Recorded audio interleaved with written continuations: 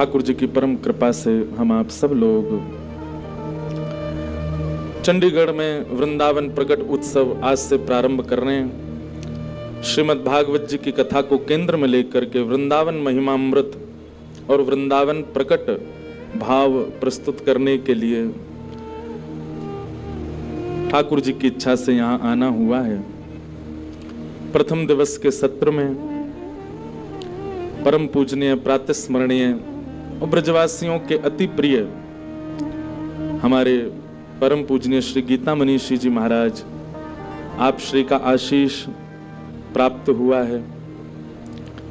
ये बड़े सौभाग्य की बात है कि चंडीगढ़ एक प्रकार से कुरुक्षेत्र के समीप की ही भूमि है। भगवान ने गीता का वाचन कुरुक्षेत्र में किया तो जिस प्रकार हमारे वृंदावन की जो सीमा है वो 84 कोस में विकसित है, ऐसे ही आसपास के क्षेत्र जो कुरुक्षेत्र के हैं वे भी एक प्रकार से गीता की भूमि है। तो उस भावना से चंडीगढ़ भी गीता की भूमि है, क्योंकि ठाकुर जी ने शब्द उच्चारण किए, गीत गाया, गीता को जब सुनाया तो वायु का स्पर्श करके वायु चंडीगढ़ भी आई होगी, वे शब्द चंडीगढ़ तक भी आए होंगे, तो यह भूमि भी एक प्रकार से गीता की भूमि है। और उस नाते से आज प्रथम दिन ही महाराज जी का आशीष प्राप्त होना इस बात को प्रमाणित करता है कि गीता के प्रवचनकर्ता श्री कृष्ण इस उत्सव से बड़े प्रसन्न हैं, इस उत्सव से बड़े आनंदित हैं। इसीलिए महाराज जी का प्रथम दिन ही आगमन हुआ। 7 दिन में किसी भी दिन महाराज जी आते, लेकिन इस भाव से ये जो भी भाव अभी बैठे बैठे प्रकट हुए, उन भावों से महाराज जी का प्रथम दिन आना एक बहुत ही भगवत प्रसन्नता का संकेत है। शुभ संकेत तो कथा जिस दिन फाइनल हुई उसी दिन से शुभ संकेत थे, लेकिन ठाकुर जी प्रसन्न हैं, ठाकुर जी खिलखिला रहे हैं, ठाकुर जी आनंदित हो रहे हैं, उसका संकेत महाराज जी का आगमन हुआ। पूज्य महाराज जी के श्री चरणों में बारंबार प्रणाम करते हैं। साथ ही हमारे मध्य में श्री गंगा मैया के भाव लेकर के और तुलसी मानस मंदिर हरिद्वार से परम पूजनीय प्रातस्मरणीय पूज्य श्री अर्जुनपुरी जी महाराज पधारे हैं, आपको भी बारंबार प्रणाम। महाराज जी से कुछ वर्ष पहले का मेरा बड़ा अच्छा एक संस्मरण है। मेरी बद्रीनाथ में कथा हुई थी और बद्रीनाथ जाने के लिए एक दिन हरिद्वार रुकना आवश्यक है, अनिवार्य है। संभवतः महाराज जी के यहीं रुकना हुआ था, तो जाते समय भी रुकना हुआ, आते समय। जाते समय जब रुके तो महाराज जी कहीं बाहर थे, पर जब कथा करके लौटे तो महाराज जी का वहां दर्शन हुआ। तो महाराज जी ने प्रसादी के लिए अपने कक्ष में बुलाया। बहुत अच्छी मतलब बहुत अच्छी कथा है, बहुत दिन बाद याद आई है, सुन लो अभी। तो महाराज जी ने अपने कक्ष में बुलाया, बोले हमारे साथ ही प्रसाद पाना। अब बद्रीनाथ का रास्ता, गाड़ी से उतर के कोई आए तो उसका सिर घूमता ही रहता है, उसको ज्यादा भूख भाग लगती नहीं, उसको ये होता है कि मुझे कोई सुला दो। लेकिन बद्रीनाथ में पूरे रास्ते में घूमते घूमते घूमते घूमते सिर घूम रहा था। महाराज जी से मैंने कि महाराज जी ज्यादा पाने की इच्छा नहीं। बोले नहीं, ब्रजवासी हमारे यहाँ आए, हम तो चकाचक पवाएंगे। तो पता नहीं हरियाणा में कोई स्थान है वहां इतनी बड़ी जलेबी बनती है। महाराज जी को पता नहीं स्मरण है कि नहीं, मुझे स्मरण है, वहां इतनी बड़ी जलेबी बनती है और इतनी मोटी, मतलब काफी उसका स्वरूप जो खूब बड़ा होता है। तो महाराज जी मुझको बोले कि हम आपको एक नई डिश खिलाएंगे। मैंने कहा खवाओ महाराज जी। तो जलेबी को दूध में औटा करके और पूरी दूध और जलेबी एक ही हो गए, गाढ़ी रबड़ी बन गई। और महाराज जी ने कम से कम 4-5 कटोरी मोकू पवाई दिए। बोले अब प्रेम से आप शयन करो। दाल में छोंक लगा करके पवाया स्वयं महाराज जी ने। तो बड़ा वो आनंद का एक क्षण था महाराज जी के साथ। आज इतने दिन बाद महाराज जी का दर्शन हुआ है, आप श्री को बारंबार प्रणाम है। मानो प्रथम दिन कथा में गंगा मैया भी आ गई। यहाँ जितने संत आवे, जितने वैष्णव जहां से आवे, ऐसा भाव रखना कि उन्हीं के तीर्थी कुर्वन्ति तीर्थानि। श्रीमद् भागवत में ही वर्णन है कि किसी तीर्थ का कोई व्यक्ति जब आता है तो यह समझना चाहिए उसके रूप में तीर्थ ही आया है। भागवत की कथा होती है तो सब देवी देवता सब आते हैं।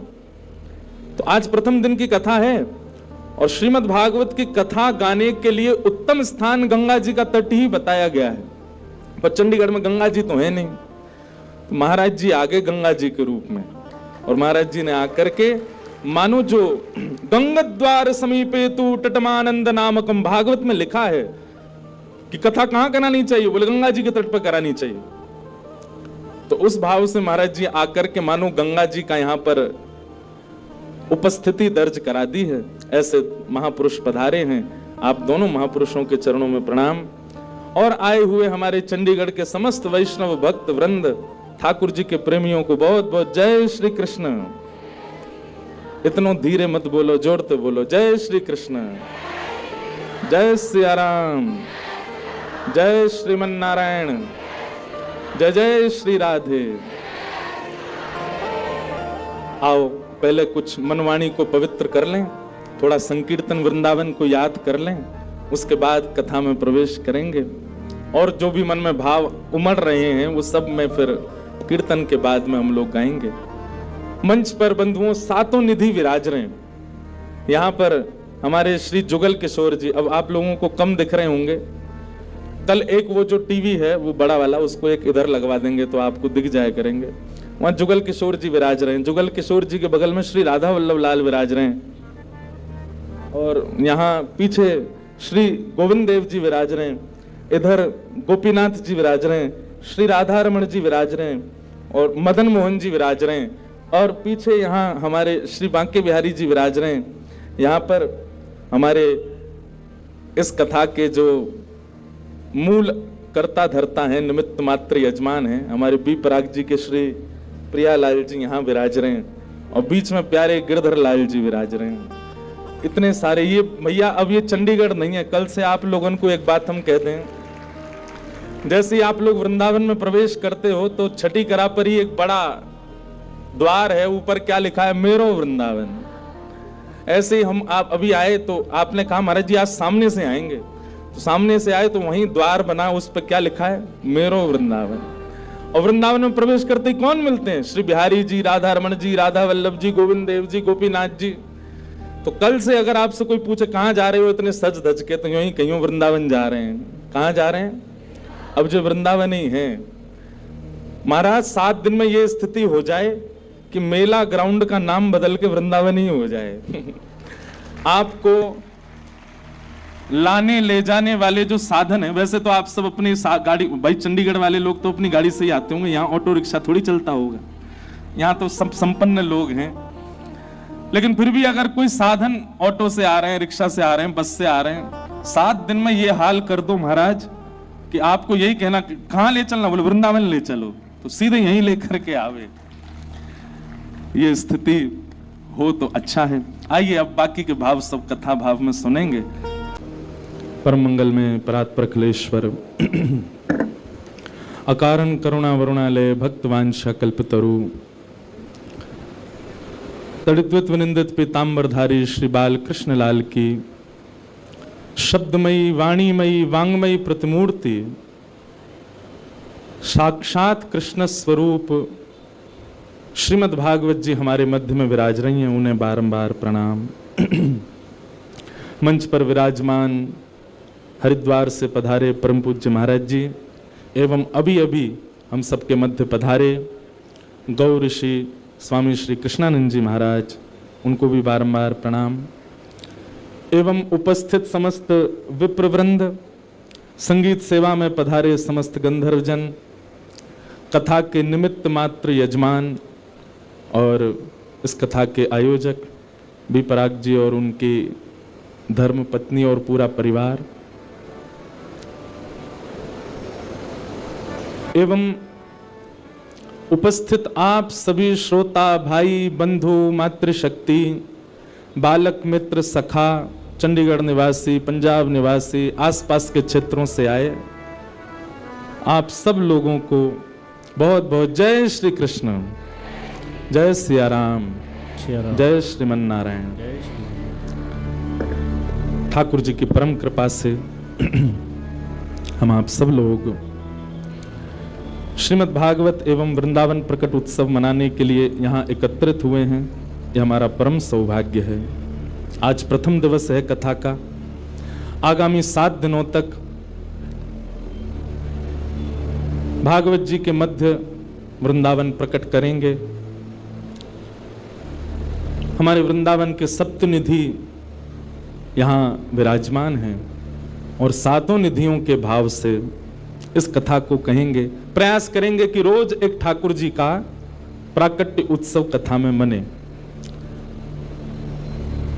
और ये क्रम कल से प्रारंभ हो। कल हम 2 ठाकुर जी के एक साथ करेंगे, गोविंद देव जी और श्री मदन मोहन जी। तो भागवत की कथा का क्रम तो चलेगा ही, साथ में वृंदावन प्रकट भी होगा, ऐसा भाव रखेंगे। हमारे बी पराग जी का बहुत समय से भाव था, आपका बहुत, श्री जी ने आपको ऐसा पकड़ लिया है महाराज कि अब इनके मुख पे भले ही कुछ भी गावे पर हृदय में तो श्री जी हैं, हमारी लाडली जी विराज रही हैं। अच्छा, इनके जितने भी भाव हैं, जो भी गाते हैं, वो सब विशेष रूप से युवा जन बहुत सुनते हैं। हमारे आजकल के युवा बहुत सुनते हैं। अब तो हमने सुनने शुरू कर दिए हैं। हंसे क्यों आप लोग, क्यों हम नहीं सुन सकते? अच्छा, इनके जितने भाव हैं आप ठाकुर जी के सन्मुख लगाओ तो वो सब बैठ जाएंगे वहां पर।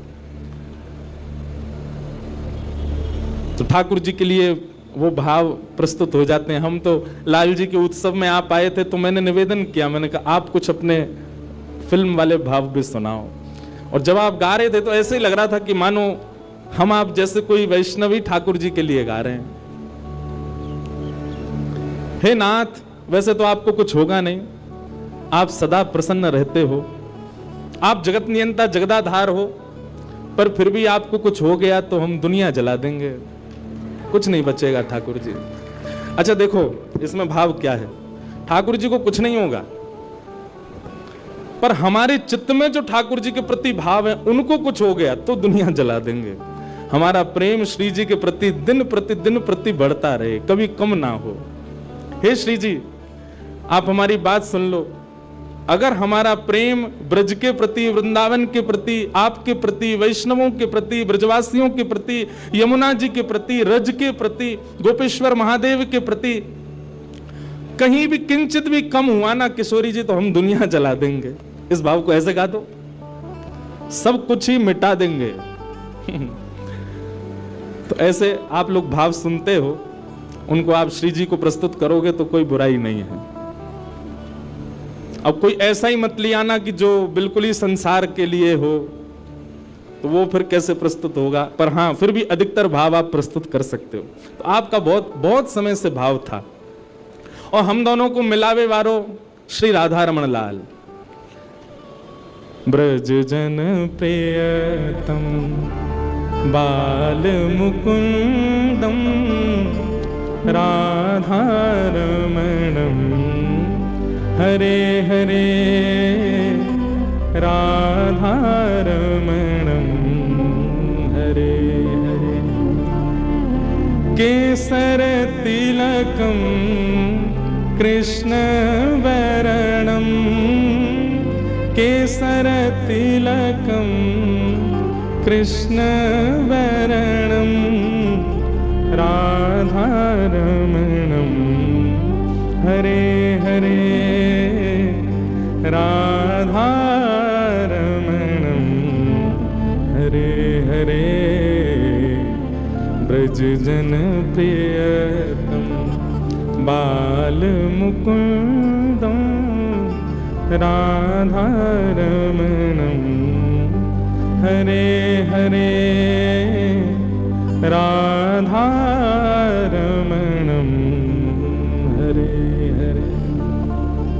भैया देखो, एक बात मन में आई, व्यक्ति को ठाकुर जी से मिलाने वाले बिचौलिया कौन होते हैं? गुरु जी। गुरु वही जो हरि सो मिलावे। आपको ठाकुर जी का परिचय कौन कराता है? आपको वृंदावन का परिचय कौन कराता है? आपको श्री जी का परिचय कौन कराता है? ब्रज के संत जन, ब्रज के रसिक जन, ब्रज के कथा वक्ता जन। तो बिचौलिया कौन हुआ? कथा वक्ता। कथा वक्ता बिचौलिया होता है।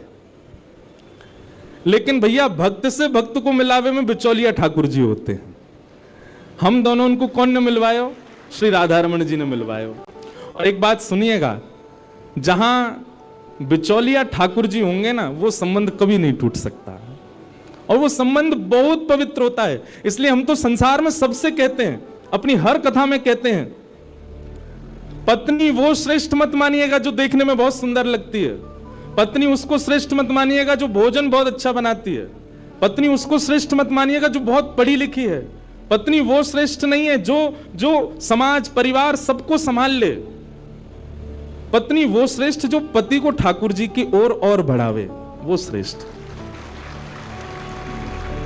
पति वो श्रेष्ठ जो पत्नी को ठाकुर जी की ओर बढ़ावे।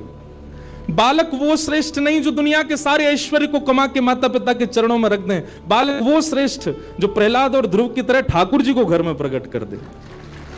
ऐसे ही बंधुओं, मित्र भी वो श्रेष्ठ नहीं जो रात में पार्टियां करवावे, सुबह पता चली हॉस्पिटलाइज्ड हो, ऐसा काय बात का मित्र। मित्र तो वो श्रेष्ठ जो रात में लेके गया, सुबह वृंदावन में मिले। कहां मिले? वृंदावन में पाए। संबंध वो श्रेष्ठ मानिएगा जिसमें बिचौलिया ठाकुर जी हैं, जिसमें बीच में ठाकुर जी हैं। जहां ठाकुर जी का संबंध नहीं है, जिन संबंधों में, वहां आप बहुत अच्छा नाटक किया कीजिए। भाई देखो, आप कहोगे महाराज जी आपकी बातें प्रैक्टिकल तब कब लगेंगी? संसार में रहने के लिए सबसे संबंध बहुत जरूरी है, जरूरी है।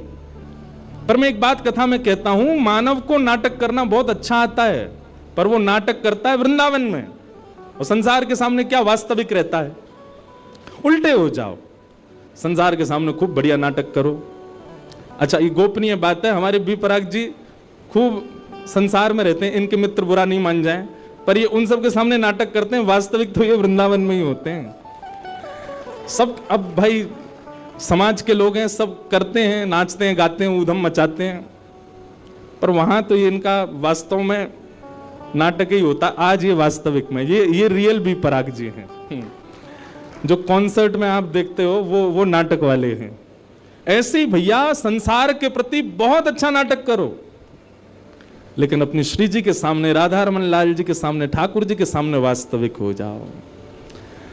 आप 3 बजे से पहले और 7 बजे के बाद जो करोगे वो नाटक है। वास्तविक में तो आप रियलिटी में अब हो, जब आप कथा में बैठे हो, क्योंकि आप ठाकुर जी के सन्मुख हो। ठाकुर जी का स्मरण चिंतन आपके मति में, आपके मन में, आपके भाव में ठाकुर जी चल रहे हैं। यही वास्तविकता है आपके जीवन की।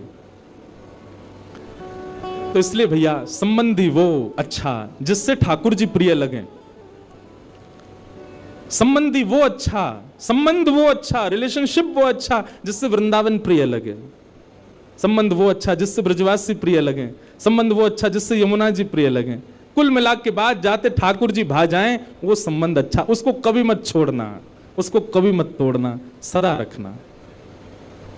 तो हमारो संबंध राधा रमन जी ने करवायो।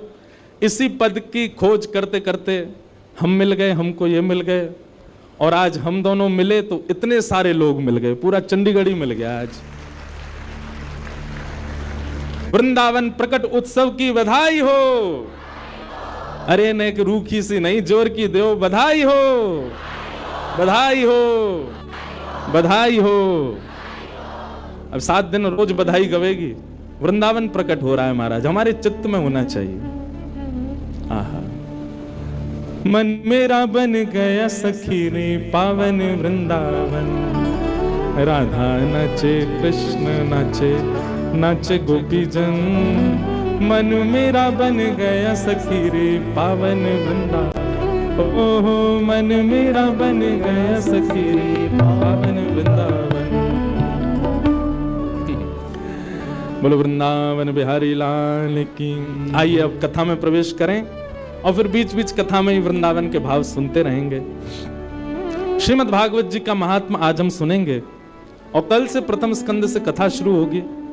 रोज हमारे भारत के श्रेष्ठ संत जन यहाँ पधारेंगे, आप सबको उनका दर्शन होगा। पर एक बात हमारी बहुत ध्यान से सुनना, हमने अधिकतर संत महापुरुषों को समय दिया है कथा में आने का, क्योंकि सबको आना जाना ही है 3 बजे का, और जब श्रोता ही आएंगे 4 बजे के बाद, तो फिर आप लोग ही वंचित रहोगे उनके दर्शन से। इसलिए हम तो 3 बजे, हम तो 2:30 बजे ही आ जाएंगे, यहाँ पे पीछे बैठे रहेंगे, 3 बजे मंच पे आएंगे। इसलिए आप लोग भी 2:30 बजे तक ही कल से आ जाना, ताकि जो भी संत जन, महापुरुष, कथा वक्ता जन जो यहाँ आ रहे हैं, बंद है रो भैया बार बार। उन लोगों का आप सबको दर्शन और उनके प्रवचनामृत प्राप्त हो जाएं। इसलिए कल से बिल्कुल समय से आइएगा आप लोग, भागवत जी के महात्म्य में प्रवेश करें। प्रथम श्लोक भागवत जी का सब लोग बड़े भाव से मेरे साथ स्मरण करो। सच्चिदानंद रूपाय विश्वोत्पत्त्यादि हेतवे तापत्रय विनाशाय नमः। तापत्रय विनाशाय श्री कृष्णाय वयं नमः। सच्चिदानंद रूपाय, भगवान कैसे हैं? तीन रूप हैं ठाकुर जी के, सत्य, चैतन्य और आनंद। चाहे आप बिहारी जी का दर्शन करो, गोविंद देव जी का दर्शन करो, गोपीनाथ जी, राधा रमण जी, राधा वल्लभ जी, आपके घर के लड्डू गोपाल जी, श्री प्रियालाल जी, सब तीन रूप में व्यवस्थित हैं। उनका स्वरूप विपरीत हो सकता है, उनका श्रृंगार विपरीत हो सकता है, पर रूप तीन ही है, सत्य, चैतन्य और आनंद। ठाकुर जी ही सत्य हैं, इस संसार में और कोई सत्य नहीं है। त्रिकालाबाधित सत्य हैं, वे परम सत्य हैं। हम एक बात कथा में कहा करते हैं, जिस व्यक्ति के सामने झूठ बोलने में आपकी जीव को संकोच होता हो, बहुत ध्यानपूर्वक सुनिएगा, जिस व्यक्ति के सामने झूठ बोलने में आपकी जिह्वा को संकोच होता हो, आप ये विश्वास मान लीजिएगा, या तो वो ठाकुर जी का अंश है या कोई परम भजनानंदी वैष्णव है।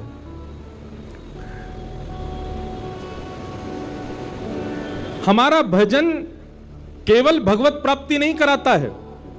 आप भजन करते हो, भजन से आपको ठाकुर जी मिल जाएंगे, ये एक बात है, पर दूसरी बात यह भी है कि आप भजन करते हैं तो आप एक ऐसा ऑरा लेकर के चलते हैं कि सामने वाला व्यक्ति आपके उस ऑरे में जब आता है तो असत्य भूल जाता है, वो नहीं बोल पाएगा आपके सामने। सामने वाला व्यक्ति आपके ऑरा में जब आएगा तो वो वह सब नहीं कर पाएगा जो वो रेगुलर बेसिस पर करता है। उस व्यक्ति के चित्त में कहीं ना कहीं ठाकुर जी के प्रति प्रेम प्रकट होता है। इसलिए भजन केवल इसलिए नहीं करना है कि हमको ठाकुर जी मिले, भजन इसलिए भी करना है कि वैष्णव जब चलता है, जब घूमता है, जब विचरण करता है, उसके विचरण से ना जाने कितनों का चित्त पवित्र होता है।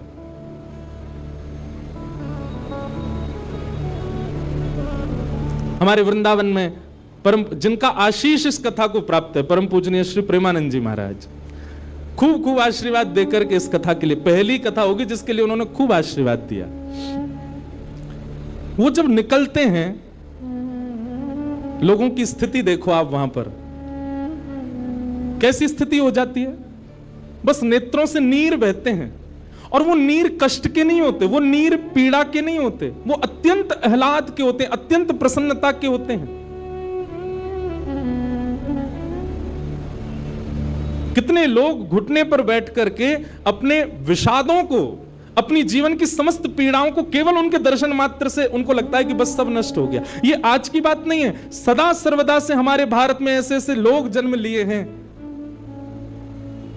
इस्कॉन के स्थापक ऐसी भक्ति वेदांत स्वामी श्री प्रभुपाद, अरे महाराज, विदेश की भूमि पर जाकर के उनके दर्शन मात्र से अंग्ल देश के लोग हरे कृष्ण कृष्ण कृष्ण हरे हरे, हरे राम राम राम हरे हरे महामंत्र का उच्चारण करने, क्या जाने वो कौन कृष्ण, कौन बलराम, कौन यशोदा मैया।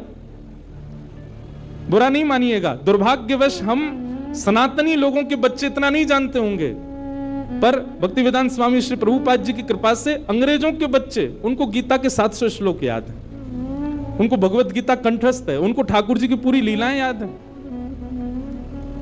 स्वामी श्री विवेकानंद, किन किन का नाम लें हम, इनकी उपस्थिति मात्र से, इनके आने, रियल इन्फ्लुएंसर इनको कहा जाता है। किनको कहा जाएगा? जो आपकी बुरी आदतों को भी केवल अपनी उपस्थिति मात्र से नष्ट कर दे। अरे बोलना तो बहुत आगे की बात है, प्रवचन करना बहुत आगे, वो खड़े हो जाएं सामने, आप कुछ गलत कर नहीं सकते। क्यों? क्योंकि उनके भजन में इतनी सामर्थ्य है। उनके भाव में इतना बल है कि आप उनके सन्मुख कुछ अपशब्द बोले ही नहीं सकते, सोचे नहीं सकते। दुनिया के सामने आप नेत्र बंद करो तो आपके चिंतन में विषय भी आ जाएंगे, आपके चिंतन में सांसारिक वस्तुएं भी आ जाएंगी, पर आप किसी ऐसे वैष्णव के सामने खड़े हो, आप चाह करके भी विषय का चिंतन नहीं कर सकते, आप चाह करके भी संसारी भोग विलासों को सोच नहीं सकते। इसलिए भजन केवल इसलिए नहीं करना है कि हमको ठाकुर जी मिलेंगे, भजन इसलिए भी करना है क्योंकि भजन करने से जब आप चलते हैं, फिरते हैं, घूमते हैं, बैठते हैं, उठते हैं, तो आपके भजन के प्रभाव से कितनों पर क्या क्या प्रभाव हो रहा है आप नहीं जानते। भगवान सत्य है, कितना भी बड़ा झूठा व्यक्ति क्यों ना हो, ठाकुर जी के आगे सत्य ही बोलता है, वहां असत्य नहीं बोल सकता। हम एक बात कथा में कहा करते हैं, बहुत ध्यानपूर्वक सुने सब लोग, इधर देखो, यहां देखो, 3 घंटा बस हमको ही देखना है आपको, और बिल्कुल यूं चिंता मत करियो कि हमने ज्यादा देखो तो व्यास जी को नजर लग जाएगी, बिल्कुल नहीं लगेगी। हमारे संग में ठाकुर जी हैं, कारे हैं, या को मतलब कारो काजल संग ही है, तो कोई नजर फजर नहीं लगेगी। आप भाव से कथा सुनो। हाँ, कोई आवे कोई जावे, आपका मन विचलित नहीं होना चाहिए, बड़े भाव से सुनो। तो भगवान सत्य हैं, अत्यंत असत्य बोलने वाला व्यक्ति भी ठाकुर जी के सामने असत्य नहीं बोल सकता, वहां सत्य ही प्रकट होता है। तो मैं कथाओं में कहा करता हूं, 108 माला रोज करने वाला, नित्य तिलक लगाने वाला, कंठी माला धारण करने वाला, एकादशी व्रत करने वाला, हर महीने वृंदावन जाने वाला, उस व्यक्ति का जितना पुण्य है, उस व्यक्ति की जितनी भक्ति है, उस व्यक्ति की जितनी श्रेष्ठता है, उतनी ही श्रेष्ठता उस व्यक्ति की भी है जो सत्य का आचरण करता है। भले ही वो तिलक नहीं लगाता है, भले ही वो एकादशी नहीं रखता है, भले ही वो कंठी नहीं पहन पाता, भले ही वो वृंदावन नहीं जा पाता, पर सत्य वचन बोलता है, सत्य का आचरण करता है। ऐसा व्यक्ति भी पुण्यात्मा है, ऐसा व्यक्ति भी साधक है। क्यों? वो सत्य की उपासना कर रहा है। तो भगवान का पहला स्वरूप क्या है?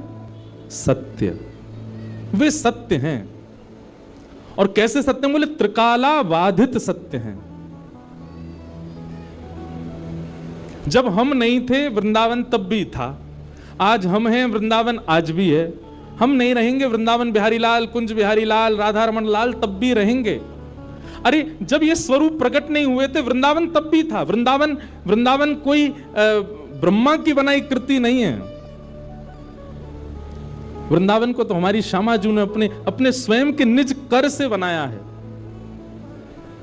वृंदावन का एक एक कण, वृंदावन में एक एक पौधा, वृंदावन की एक एक गली कूचा, वृंदावन की एक एक वस्तु श्री जी ने पधराई है।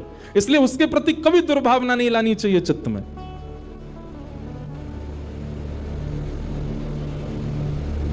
किशोरी जी ने स्पष्ट कर दिया था ठाकुर जी को कि यदि आप हमको अपनी लीला में ले जाना चाहते हो तो 3 वस्तु आपको पृथ्वी पर ले जानी पड़ेंगी।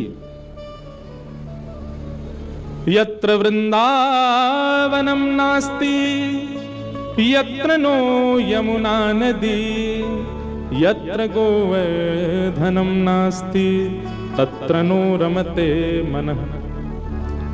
वृंदावन, यमुना जी और श्री गोवर्धन, ये 3 ब्रह्मा ने नहीं बनाए हैं। इन तीनों का निर्माण श्री गोलोक धाम में स्वयं हमारी वृषभानु दुलारी श्यामा जी ने निज कर से किया है। श्री जी यहीं विरह करती रहती, यहीं विहार करती रहती हैं, वो कहीं नहीं जाती। जब ठाकुर जी आ रहे थे भूमि पर लीला करने के लिए, श्री जी को कहा आप भी चलो, तो श्री जी ने कहा ये 3 जहां होते मैं वहीं रहती हूं, मेरा इनके अलावा मन नहीं लगता। तब ठाकुर जी गोलोक धाम से रेप्लिका भी नहीं, कॉपी भी नहीं, साक्षात वृंदावन यमुना जी और श्री गोवर्धन को लेकर के वृंदावन आए, भूमि पर आए और आकर के उसको व्यवस्थित किया। तब हमारी किशोरी जी पधारी, तब हमारी लाडली जी आई। इतना प्रिय है किशोरी जी को वृंदावन। आज कथा में आने से पहले वृंदावन महिमामृत एक ग्रंथ है, उस ग्रंथ को मैं देख रहा था। तो उस ग्रंथ में श्री प्रबोधानंद सरस्वती वो वृंदावन की महिमा बताते हुए कहते हैं, बहुत ध्यान से सुनिएगा।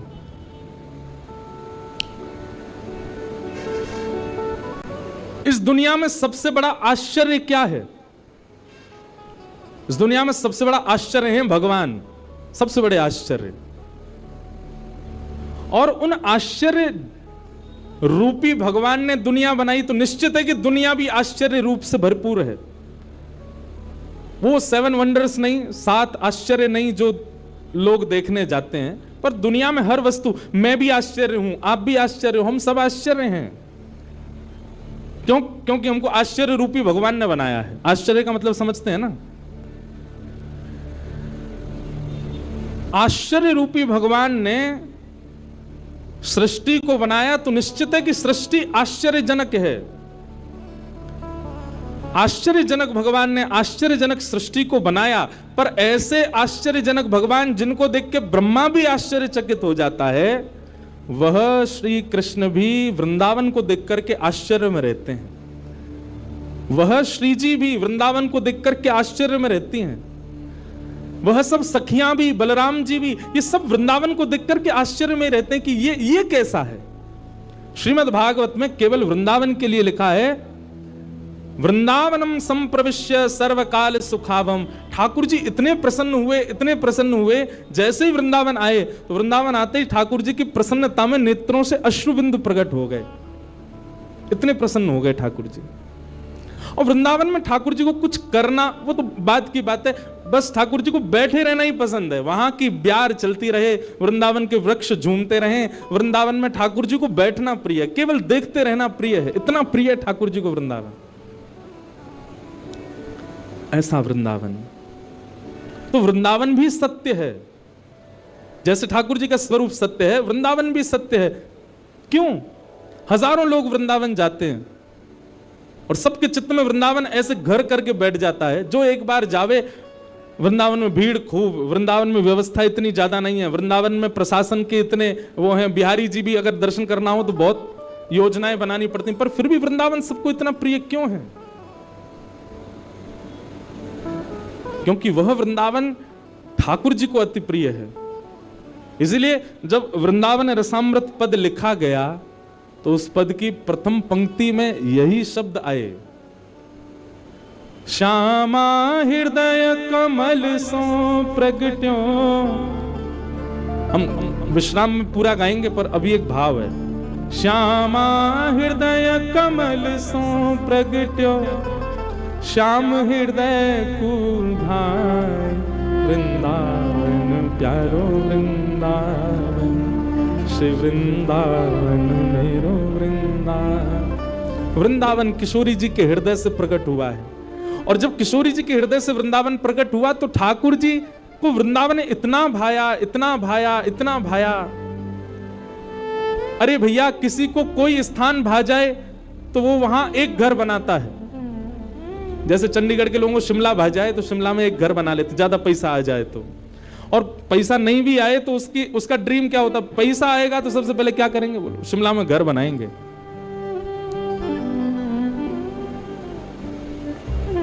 और कौन सी जगह कल जो हम देख रहे थे आपके घर से जो दिखती है, कौन सी जगह वो है? कसौली,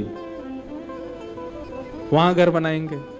किसी को कोई स्थान भा जाए तो वहां एक घर बनाने की सबका ड्रीम होता है। पहाड़ पर तो विशेष रूप से। हमारे ठाकुर जी ने वृंदावन में 5000 घर बनाए। कितने? 5000 से ज्यादा मंदिर हैं वृंदावन में। वृंदावन का मतलब आप केवल वही मत समझा कीजिए छठीकरा से लेकर के और यमुना जी तक। संपूर्ण 84 कोस जो है ये पूरा वृंदावन ही है। पर जहां बिहारी जी विराज रहे हैं, राधा वल्लभ जी विराज रहे हैं, राधा रमण जी विराज रहे हैं, यमुना जी बह रही हैं, गोपेश्वर महादेव हैं, ये उस 84 कोस वृंदावन का मध्य है, सेंटर है।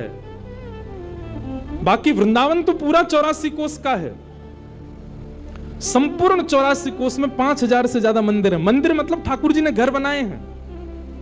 इतना प्रिय है ठाकुर जी को वृंदावन। और जो ठाकुर वृंदावन से चले भी गए, मदन मोहन जी, गोपीनाथ जी, गोविंद देव जी, वो जहां जाके विराजे वृंदावन वहां प्रकट कर लिया। आप कभी जयपुर जाइए, जयपुर में गोविंद देव जी जाइए, आपको ऐसा लगेगा ही नहीं कि आप राजस्थान में हो, ऐसा लगेगा वृंदावन में ही है। मदन मोहन जी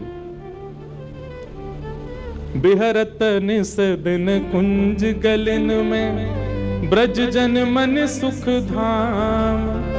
मदन मोहन को रूप निरख के, सनातन बलि बलि जाए, वृंदावन प्यारो। मदन मोहन जी सनातन गोस्वामी ने इनको प्रकट किया। मदन मोहन जी भी पहले जयपुर में ही विराजते थे। गोपीनाथ जी, गोविंद देव जी और श्री मदन मोहन जी तीनों जयपुर में ही थे। बहुत ध्यान से सुनिए सब लोग। तो जयपुर के राजा की पुत्री मदन मोहन जी की सेवा करती थी। मदन मोहन जी कोई लाड़ लड़ाती, पूरे दिन उन्हीं को सजाती रहती, उन्हीं का श्रृंगार करती, सेवा करती। राजा स्वयं गोविंद देव जी की सेवा करते और उनकी जो पत्नी थी वो गोपीनाथ जी की, मतलब पूरा परिवार ही तीनों ठाकुर की सेवा करते थे। अलग अलग भवन में, अलग अलग महलों में ठाकुर जी विराजते थे। तो राजा की पुत्री का विवाह हुआ करौली राजस्थान में, जहां मदन मोहन जी अभी विराजते हैं। तो राजा की पुत्री का जब विवाह हुआ तो पुत्री से राजा ने कहा, बिटिया ये बताओ तुम्हारा विवाह है, तुमको हम दहेज में क्या दें? वैसे तो हमने सब दिया, लेकिन फिर भी तुम्हारी कोई इच्छा हो तो मांगो। उसने कहा, पिताजी मुझे सबसे ज्यादा प्रेम श्री मदन मोहन जी से है। आप माता जी और पूरा परिवार गोविंद देव जी, गोपीनाथ जी की सेवा किया करो। मदन मोहन जी को मैं ले जाऊं अपने साथ, अपने ससुराल में इनकी सेवा करूंगी। बड़ी अच्छी कथा है, ध्यान से सुनना। राजा रोने लगा, अपनी पुत्री के चरणों में सर झुका के बोला, मुझे क्षमा कर दे पुत्री, तू जो मांगेगी सो दूंगा, पर ये मेरे हृदय है, मैं इनको नहीं दे सकता। मैं वृंदावन से मुगलों से बचा करके इनको लेके आया हूं। वैसे तो ठाकुर जी को बचने की कोई आवश्यकता नहीं, ठाकुर जी कृपा करके आए हैं जयपुर में राजा के ऊपर, पर इनको देख करके मेरे प्राण बचते हैं। तू जो मांगेगी सो दे दूंगा। पर मदन मोहन जी बोले, पिताजी गोविंद देव जी, गोपीनाथ जी हैं ना आपके पास में, मदन एक ठाकुर जी मुझको दे दो। यहां राजा की जिद हो गई, नहीं दूंगा। पुत्री की जिद हो गई कि मुझे तो चाहिए, नहीं तो मैं विदाई नहीं होंगी। राजा की पत्नी ने भी कहा, अब इतनी कह रही है तो आप दे दीजिए ना, हमारे पास 2 ठाकुर हैं, इनकी सेवा हम करेंगे विस्तार से। और वैसे भी मदन मोहन जी की पूरी सेवा बचपन से उसने ही की है। तो राजा ने एक प्रस्ताव रखा। बोले, अच्छा पुत्री एक काम करते हैं। बोले, क्या? मैं तेरी आंख पे पट्टी बांधूंगा और आंख पे पट्टी बांध करके मदन मोहन जी जैसे 7 स्वरूप तेरे सामने खड़ा करूंगा, जिनमें से 6 स्वरूप जो होंगे वो मैं बनवाऊंगा और 1 स्वरूप वास्तविक मदन मोहन जी होंगे। आंख पे पट्टी बांध करके तुझे स्पर्श करके अगर तूने असली मदन मोहन जी को पहचान लिया तो मैं ये मान जाऊंगा कि तू नहीं, ठाकुर जी तेरे संग जाना चाहते हैं। ठाकुर जी की इच्छा पता चल जाएगी। तो राजकुमारी बोली, ठीक है, आप ये प्रयोजन कीजिए। राजा ने महाराज कारीगरों को बुलवाया और मदन मोहन जी के डिट्टो कॉपी 6 स्वरूप बनवाए और 6 स्वरूप बनवा करके मदन मोहन जी सहित 7 स्वरूपों को खड़ा किया। पुत्री के आंख पर पट्टी बांधी, एक जैसा इत्र, एक जैसी पोशाक, एक जैसा मुकुट, एक जैसा श्रृंगार, सब कुछ बिल्कुल एक जैसा। और कहा, पुत्री अब तू इनमें से जो 7 में से पहचान लेगी, अगर असली तूने पहचान लिए तो मैं तेरे संग भेज दूंगा। उसने हाँ तो बोल दिया, लेकिन वो कांपने लगी, घबराने लगी। जैसे उसने नेत्रबंद किए तो कथा ऐसी है कि वो रात्रि में जब सोई, अगले दिन परीक्षण होना था, तो रात्रि में जब सोई तो बहुत रोई और ठाकुर जी से कहने लगी, नाथ मैं आपसे बहुत प्रेम करती हूं, मैं आपके बगैर नहीं रह सकती, पर मेरे पिताजी की बहुत जिद है। अब कहीं मैं आपको नहीं पहचान पाई, मेरे तो प्राण ही निकल जाएंगे, विदा होना तो बहुत दूर की बात है। रुदन करते करते करते करते, बंधुओं एक मेरी बात बहुत ध्यान से सुनिएगा, कभी ठाकुर जी के विरह में यदि आपके अश्रु नहीं आए हैं ना, तो अभी आप भक्ति के भाव से बहुत दूर हो। आपको वृंदावन जाना अच्छा लगता है, वृंदावन में घूमना अच्छा लगता है, राधा राधा नाम ध्वनि पर झूमना अच्छा लगता है, कथाएं प्रवचन सत्संग बढ़िया लगते हैं, ये सब एक प्रथम सोपान, प्रथम सीढ़ी है।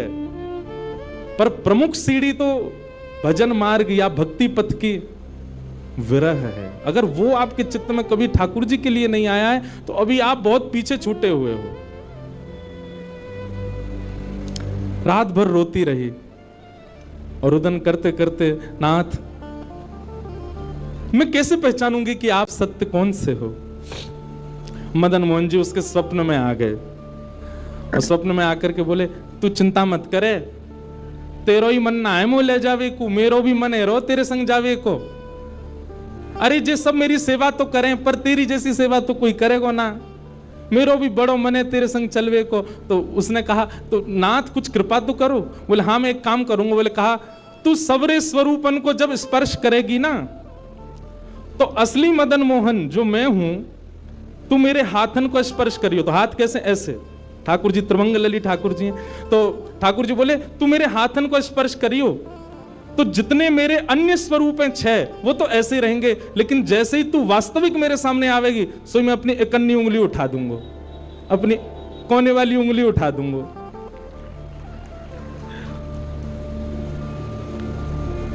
ठाकुर जी कितना प्रेम करते हैं अपने भक्त से। ठाकुर जी बोले मैं अपनी इकन्नी उंगली उठा दूंगा और तू स्पर्श करती करती मेरी जैसे इकन्नी उंगली उठे वाकू पकड़ लियो और तुरंत पिताजी से कह दियो, जय रे मदन मोहन जी, मैं चल दूंगा तेरे संग। अब तो दूसरे दिन वो पिताजी के पास गए, पिताजी जल्दी करिए, कब चलना है, कब? बोले तुझे तो इतना विश्वास है जैसे तू वास्तविक में मदन मोहन जी को ले ही जाएगी, लेकिन बिटिया तू भी याद रखियो मैंने ऐसे स्वरूप बनवाए कि कोई बता ही नहीं सकता कि असली मदन मोहन कौन से। बोले पिताजी आप सन्मुख पधराओ। तो महाराज भीड़ लग गई देखने वालों की, पूरा राजभवन इकट्ठा हो गया जयपुर का। 7 स्वरूप विराजमान हुए। पुत्री के आंख पर अभी विवाह हुआ, उसका विदाई नहीं हुई है, आंख पर पट्टी बांध करके और कहा जाओ, अगर मदन मोहन जी की इच्छा होगी तो तू ढूंढ ले। अब मदन मोहन जी तो पहले ही बता चुके हैं, ऐसे मिलूंगा। जैसे मानो टीचर पहले ही एग्जाम पेपर लीक कर दे, ये क्वेश्चन आने वाले, तैयार कर आना। उसने जाकर के जैसे स्वरूप स्पर्श करने प्रारंभ किए, पहला बोले ये नहीं है, दूसरा स्पर्श किया, ये भी नहीं है। ठाकुर जी खड़े थे 5वीं पंक्ति में, 5वें वाले थे। तीसरे स्पर्श किए, बोले ये भी नहीं है। चौथे किए, बोले ये भी नहीं है। जैसे ही 5वें का स्पर्श किया और मुखमंडल का स्पर्श किया, गले का स्पर्श किया, वक्ष का स्पर्श कर, जैसे ही ठाकुर जी की भुजा पकड़ी सो ही ठाकुर जी ने अपनी इकन्नी उंगली हिला दी और जैसे ही इकन्नी उंगली हिलाई उसने तो, पिताजी यही है मदन मोहन जी। आहा, राजा के तो नेत्रों से आंसू गिर गए, चरणों में गिर गए, उठ करके अपनी बिटिया को गले से लगा लिया, कान में बोले बोले मैंने इकन्नी उंगली हिलते हुए देख ली मुझे ये बात पता चल गई है कि भैया तेरी जिद नहीं है इनको ले जाने की, इनकी भी जिद है तेरे संग जाने की। और महाराज गाजे बाजे रथ में आरूढ़ करके श्री मदन मोहन लाल जी करौली राजस्थान को प्रस्थान किए। बोलो मदन मोहन लाल की। बिहरत निस दिन कुंज गलन में ब्रज जन मन सुख धाम, मदन मोहन को रूप निरख के, मदन मोहन को रूप निरख सनातन बल बल जाए। वृंदावन प्यारो वृंदावन, श्री वृंदावन मेरो। ये भैया ऐसे ही भजन नहीं बना है, ये ऐसे ही आपके झूमने के लिए कीर्तन नहीं, ये पूरा वृंदावन समाविष्ट करवा दिया हमारे गिरधर लाल जी ने एक ही पद में। पूरा वृंदावन विराज रहा है। ठाकुर जी जड़ नहीं है। दूसरा स्वरूप क्या है ठाकुर जी का? चैतन्य। कौन है ठाकुर जी? चैतन्य।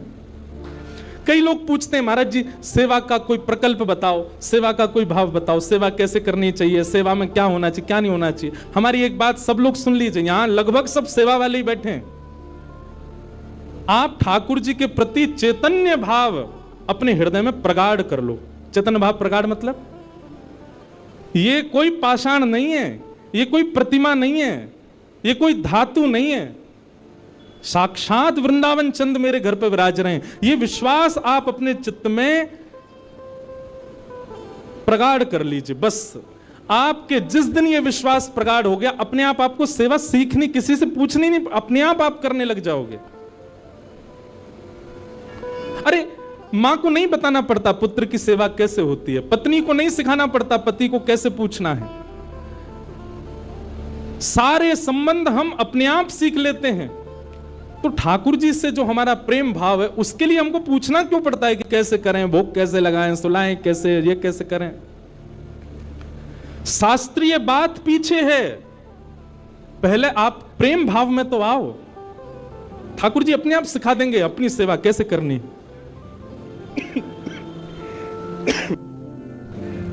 प्रेम भाव, उनके प्रति पाषाण की बुद्धि मत रखो, चैतन्य भाव रखो। जैसे आपके चित्त में चैतन्य भाव आया कि ये तो चलते फिरते उठते बैठते सब करते हैं, केवल मेरे सामने ऐसे खड़े हो जाते हैं मूर्तिमंत होकर के, मानो ये ठाकुर जी मुझसे कह रहे हैं कि तू अपनो इतना प्रेम मोह को प्रदान कर कि मैं चलन लगूं, मैं फिरन लगूं। सब लोग एक बात याद रखिएगा, जिसके भी घर में ठाकुर जी की सेवा है, ठाकुर जी हमको चैलेंज करते हैं, अगर तो में सामर्थ्य हो तो अपनी भक्ति से, अपने भाव से, अपने समस्त प्रयासों से तू मोहे चलवा के दिखा दे, तू मोह बुलवा के दिखा दे। बोलो गंगा मैया की जय। वापस प्रस्थान कर जाओ। महाराज जी हरिद्वार को प्रस्थान कर रहे हैं, महाराज जी के श्री चरणों में बार। हाँ आऊंगा महाराज जी, मैं दिसंबर में आऊंगा जल्दी। बोलो गंगा मैया की जय। मैं क्या कह रहा था, ठाकुर जी हम आप सबको एक चैलेंज देके रखें कि तो में यदि सामर्थ्य हो, मोह बुलवा के दिखाए दे, मोह चलवा के दिखाए दे, मुझसे कोई लीला करवा के दिखा दे, मैं तो ऐसे ही बैठा रहूंगा लड्डू गोपाल बने, तेरे प्रेम में सामर्थ्य हो तो करवाए ले। जिस दिन ठाकुर जी हमारे घर आ जाते हैं, उसी दिन से हमारी एक चैलेंज हमारे ऊपर आ जाता है, हम में सामर्थ्य हो, ठाकुर जी बोल के दिखा दें, ठाकुर जी कुछ करके दिखाएं। लेकिन हमको भी संतुष्टि है, ऐसे हैं तो ऐसे ही बैठे रहें, हमको लगता है ऐसे ही रहें, इससे ज्यादा कुछ करें नहीं। इसलिए ठाकुर जी को भी लगता है जब इसके चित्त में ही भाव नहीं है तो मैं और लीला क्यों ही करूं। चैतन्य भाव चित्त में लाओ। जैसे एक बालक जन्म लेता है तो मां और पिता प्रतीक्षा करते हैं, अब ये कब बोलेगा, मां कब बोलेगा, पापा कब बोलेगा, ये चलना कब सीखेगा, ये स्कूल कैसे जाएगा, ये बड़ा होकर के जॉब करेगा, बिजनेस आदि आदि सब भाव। ऐसे एक सेवक साधक के चित्त में भी अपने ठाकुर जी के प्रति भावना होनी चाहिए। ये बोलेंगे कब। हम एक बधाई गाते हैं ना नंदोत्सव में, उस बधाई में एक पंक्ति गाते हैं, धन्य घड़ी जब होए यशोदा मैया कह के बोले, नूपुर बांध दो चरणन में घुट मन डोले, नूपुर बांध दो चरणन में घुट मन डोले, पकड़े बाबा की उंगरिया तेरो ललना, जुग जुग जीवेरी यशोदा मैया तेरो ललना। स्वामी जी हरिदास जी जब सेवा करते थे ना, तो ठाकुर जी बिहारी जी ऐसे ही नहीं रहते थे जैसे हमको दिख रहे हैं। स्वामी जी जैसे ही कपाट करते थे, सोई बिहारी जी बैठ जाते थे, बंसी सब नीचे करके हाथ सीधे कर लेते। मैं तो हार गयो पूरे दिन खड़े खड़े। स्वामी जी तुम बार बार पर्दा करते रहे करो। इसीलिए बिहारी जी में बार बार पर्दा आता। क्यों? ठाकुर जी उतनी देर बैठ लेते हैं, क्यों? खड़े खड़े थक गए। बहुत भाव है पर्दा के, पर एक भाव यह भी है। तो स्वामी जी को अनुभव होता है, तो इसका मतलब क्या है? ठाकुर जी लीला करते हैं, पर अब क्यों नहीं कर रहे? हमारे भीतर स्वामी जी जैसा भाव नहीं है। श्री हरिराम व्यास जी के विराज रहे ठाकुर जी, बाबा के ठीक पीछे जुगल किशोर जी। मुंह को तो रूप देख के ही पता चल जाए कौन से ठाकुर जी हैं। जुगल किशोर जी, इनके चरित्र में आता है कि एक बार कोई साधक वंशी दे गया, और वंशी देख करके बोला हरिराम व्यास जी जुगल किशोर जी को वंशी पधरा देना, नई सोने की वंशी है। तो आपने श्रृंगार करके जैसे ही वंशी ठाकुर जी के हाथ ऐसे ही रहते हैं, तो वंशी पोली उसमें जैसे ही प्रवेश कराई, ठाकुर जी के हाथ का जो छिद्र है वो छोटा पड़ गया। वंशी बड़ी, लेकिन ज्यादा बड़ी नहीं, नेक बड़ी, नेक। तो व्यास जी ने थोड़ा श्रम किया, थोड़ा जोर लगाया कि वंशी कैसे भीतर जाए। तो जैसे ही जोर लगाया, ठाकुर जी का हाथ छिल गया और वहां से रक्त निकलने लगा श्री जुगल किशोर जी के। हरिराम व्यास जी ने जैसे ही रक्त देखा, मूर्छित होकर गिर पड़े वहीं पर। और जब होश में आए तो अपने अपने पुत्र को सेवा दे दी और कहा, मैंने ठाकुर जी को श्रमित कराया है, अब मैं अपने आप को दंड दूंगा। तो क्या दंड दिया? सूर्य उदय से सूर्यास्त तक वृंदावन की परिक्रमा ही लगाते रहते थे। ये दंड दिया उन्होंने खुद को। पहला दिन था दंड का। एक बात सुनिएगा, इन आचार्यों के चरित्र से ना कुछ कुछ सीखा कीजिए। आपकी सेवा में आपसे कोई अपराध बनता है, आपसे कोई गलती हो जाती है, आपसे कोई दोष बन जाता है, तो उसके लिए आप जाकर के पूछते हैं, हमसे अपराध हो गया, हम क्या करें? पूछिए मत, स्वयं को अपने आप ही दंड उत्सव मना लीजिए। और दंड उत्सव क्या है? तुरंत वृंदावन जाओ, एक परिक्रमा लगाओ, किसी वैष्णव को प्रसाद पवाओ, ब्रजवासी को कुछ दे करके उनको प्रसन्न करके आओ। यही दंड है वैष्णव अपराध का, भगवत अपराध का। तो श्री हरिराम व्यास जी वृंदावन में भ्रमण करते रहे, परिक्रमा लगाते रहे। परिक्रमा करके रात्रि में जैसे ही लौट करके आए, बहुत सावधानी से सुनो, तो शयन का दर्शन करने जब गए तो शयन के दर्शन में आपने क्या देखा कि जुगल किशोर जी ने स्वर्ण की वंशी धारण कर रखी, वही वंशी जो सुबह वो पधराना चाह रहे थे। उन्होंने अपने पुत्र को बुलाया, पुत्र को बुला के बोले, ये वंशी सुबह ठाकुर जी के हाथ में नहीं आ रही थी, अभी कैसे धारण हो गई? बोले, पता नहीं पिताजी, आप तो चले गए थे, मैंने वंशी उठा करके धारण कराई, ठाकुर जी ने धारण कर ली। हरिराम व्यास जी ने जैसे ही वंशी निकाल करके देखी तो क्या पाया? ठाकुर जी ने अपना हाथ ही बड़ा कर लिया वंशी धारण करने के लिए, उनके लिए। अब ताली से काम नहीं चले, हमारे ठाकुर जी करते हैं ऐसे? क्यों नहीं करते? और हम संतुष्ट क्यों हो जाते हैं? जैसी सेवा है उससे हमको प्रसन्नता क्यों हो जाती है? नहीं। ये इस बात का प्रमाण है कि कहीं ना कहीं हमारी भक्ति में, हमारे भाव में, हमारे प्रेम में अभी वो स्तर नहीं आया कि ठाकुर जी उसको स्वीकार कर लें। इसलिए भैया, सबसे पहली बात भक्ति में, सेवा में सबसे पहला प्रकार, ठाकुर जी को आप चैतन्य मानो। वो जड़ नहीं है, वो पीतल के नहीं है, वो अष्टधातु के नहीं है, वो मार्बल के नहीं है, वो साक्षात ठाकुर जी हैं, वो साक्षात चैतन्य है। उनके प्रति चैतन्य बुद्धि आपने धारण कर ली, अपने आप ठाकुर जी अपने आप लीलाएं कराना प्रारंभ कर देंगे। ठाकुर जी के प्रति चैतन्य भाव रखो। और एक काम और किया कीजिए शयन में, ठाकुर जी की चरण सेवा तो करनी है, और संग ही संग क्या करोगे? जैसे यशोदा मैया लाल जी को कोई कहानी सुनाती है, ऐसे ही आप कथा सुन के जाते हैं, या YouTube पर भी सुनते हैं, कहीं भी सुनते, कोई चरित्र सुनते हैं आप, लीला, वो लीला ठाकुर जी को सुनाया करो। अब कई लोग क्या करते हैं, कथा चालू करके फोन में ठाकुर जी के आगे धर देते हैं। अच्छी बात है, हमारी हाजिरी लग जाती है आपके ठाकुर जी पर शयन के समय तो आप अपने ठाकुर जी को स्वयं कथा सुनाओ। जैसे बालक को मां से कहानियां सुनकर के नींद आती है, वैसे ही हमारे घर के ठाकुर जी, बंधुओं देखो, मंगला में जब ठाकुर जी सुबह सुबह उठते हैं ना, उस समय आप कौन हो? उस समय आप गोपी का स्वरूप हो। सभी साधक बहुत ध्यान से सुनिएगा। मंगला में ठाकुर जी के सुबह सुबह उठाने के समय आप गोपी स्वरूप धारण करके ठाकुर जी को उठाओ। मध्याह्न में श्रृंगार के बाद आप ठाकुर जी के सन्मुख श्री जी के भाव से या सहचरी के भाव से जाओ, और रात्रि शयन के समय ठाकुर जी के सन्मुख श्री यशोदा जी के भाव से जाओ। इन तीन भाव से ठाकुर जी की सेवा में प्रस्तुत होना चाहिए। सुबह गोपी के भाव से, या फिर ग्वाल के भाव से, ग्वाला के भाव से ठाकुर जी को उठा रहे हैं, लाला भोर है गई, जल्दी चल गई है, चरावे चलना है, इस भाव से उठाओ। या कोई गोपी के भाव से कि लाला मैंने ऐसा माखन निकारो, तो चोरी करेगा ना, इस भाव से उठाओ। मध्याह्न के समय कोई ब्रज की गोपी या फिर कोई सहचरी ललिता विशाखा या श्री जी के भाव से ठाकुर जी को रूप दर्शन करके, श्रृंगार दर्शन करके बार बार बलैया लो। एक प्रियतमा के भाव से ठाकुर जी का दर्शन करो, और रात्रि शयन के समय यशोदा के भाव से ठाकुर जी को सुलाओ। ठाकुर जी को कोई कथा सुनाओ, लीला सुनाओ, पद सुनाओ और चरण सेवा करो। चैतन्य। और ठाकुर जी का तीसरा स्वरूप क्या है? आनंद।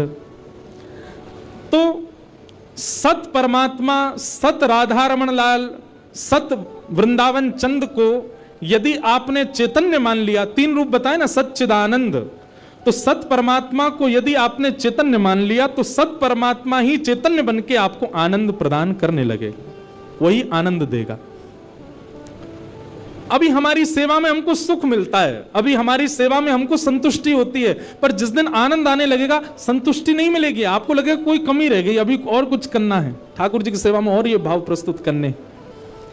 तो सच्चिदानंद रूपाय, भगवान के तीन रूप हैं। सच्चिदानंद, विश्वोत्पत्त्यादि हेतवे, भगवान के काम क्या है? रूप तीन, कर्म भी तीन, विश्व को बनाना, पालन करना और संहार करना।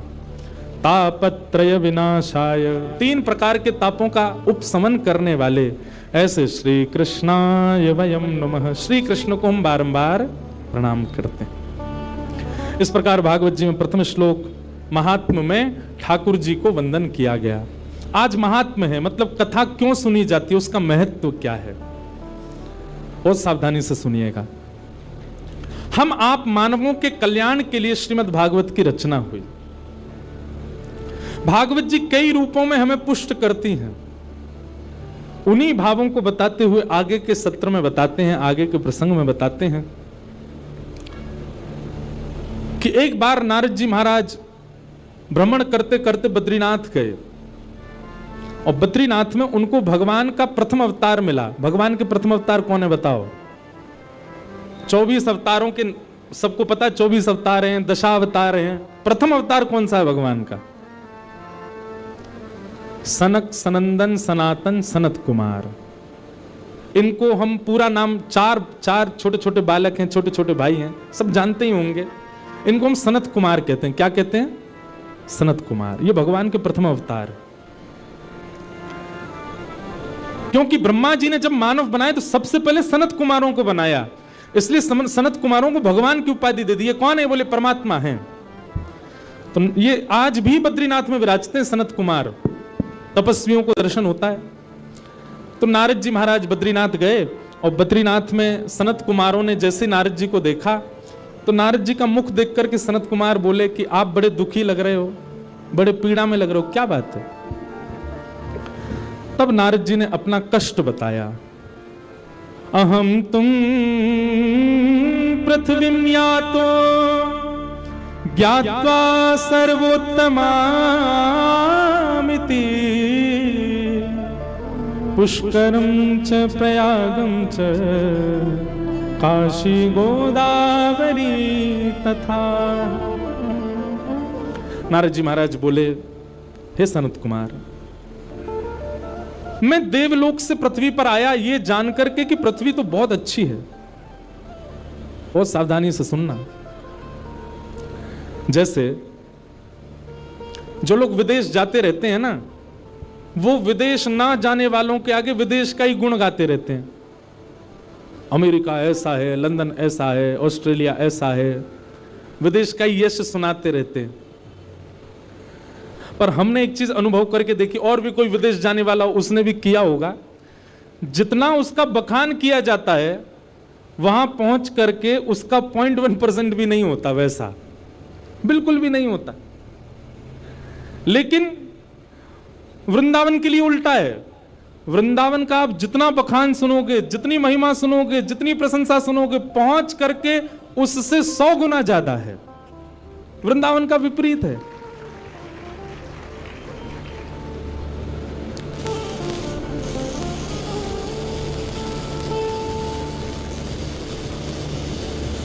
काय हो भैया, बोलो वृंदावन बिहारी लाल की। हम एक बात कहते हैं, इधर देखो, कथा में लाइट जावे, चिर्र मिर्र होती रहे, कभी कोई आते आते गिर जाए, माइक बंद हो जाए, तो यही समझना चाहिए ठाकुर जी घूम रहे हैं पंडाल में। क्यों भाई, दैवी शक्ति है, और दैवी शक्ति कहीं आ जाए तो निश्चित है कि ये संसारी वस्तुएं अपने आप ही डामाडोल तो होंगी। दैवी शक्ति हमारे पास भी आ जाए, हमारा स्पर्श कर ले, तो हम भी स्थिर तो नहीं रह सकते, हमारे भी नेत्रों से आंसू।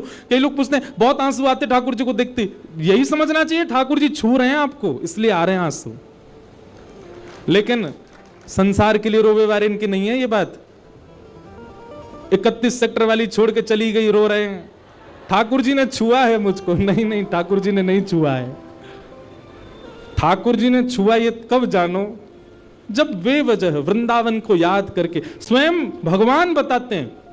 जैसे ठाकुर जी का रूप स्वरूप महिमा कथा में हम बताते हैं, ऐसे ठाकुर जी अपने भक्त का लक्षण बताते हैं। क्या कहते हैं? वाग्गदगदा द्रवति यस्य चित्तम् रुदत्य भिक्ष्णं हसति क्वचित् विलज्ज उद्गायत नृत्यते च मद्भक्ति युक्तो भुवनम पुनातु।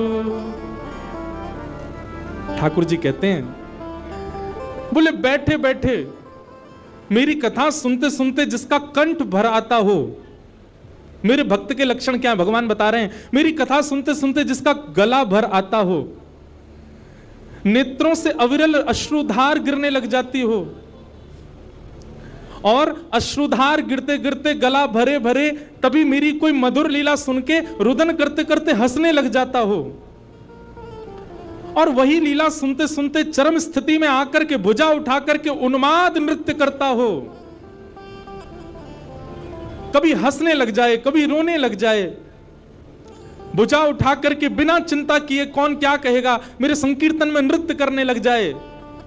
भगवान कहते हैं मद भक्ति युक्तो, वो मेरा भक्त है, जिसके नेत्र से बिना किसी कारण के बस मेरी याद में अश्रु आ जाते हों, वो मेरा भक्त है। तो ठाकुर जी स्पर्श करेंगे तो निश्चित है कि अश्रु आने हैं, तो भगवान का आगमन होता है तो ही ऐसा होता है पंडाल में।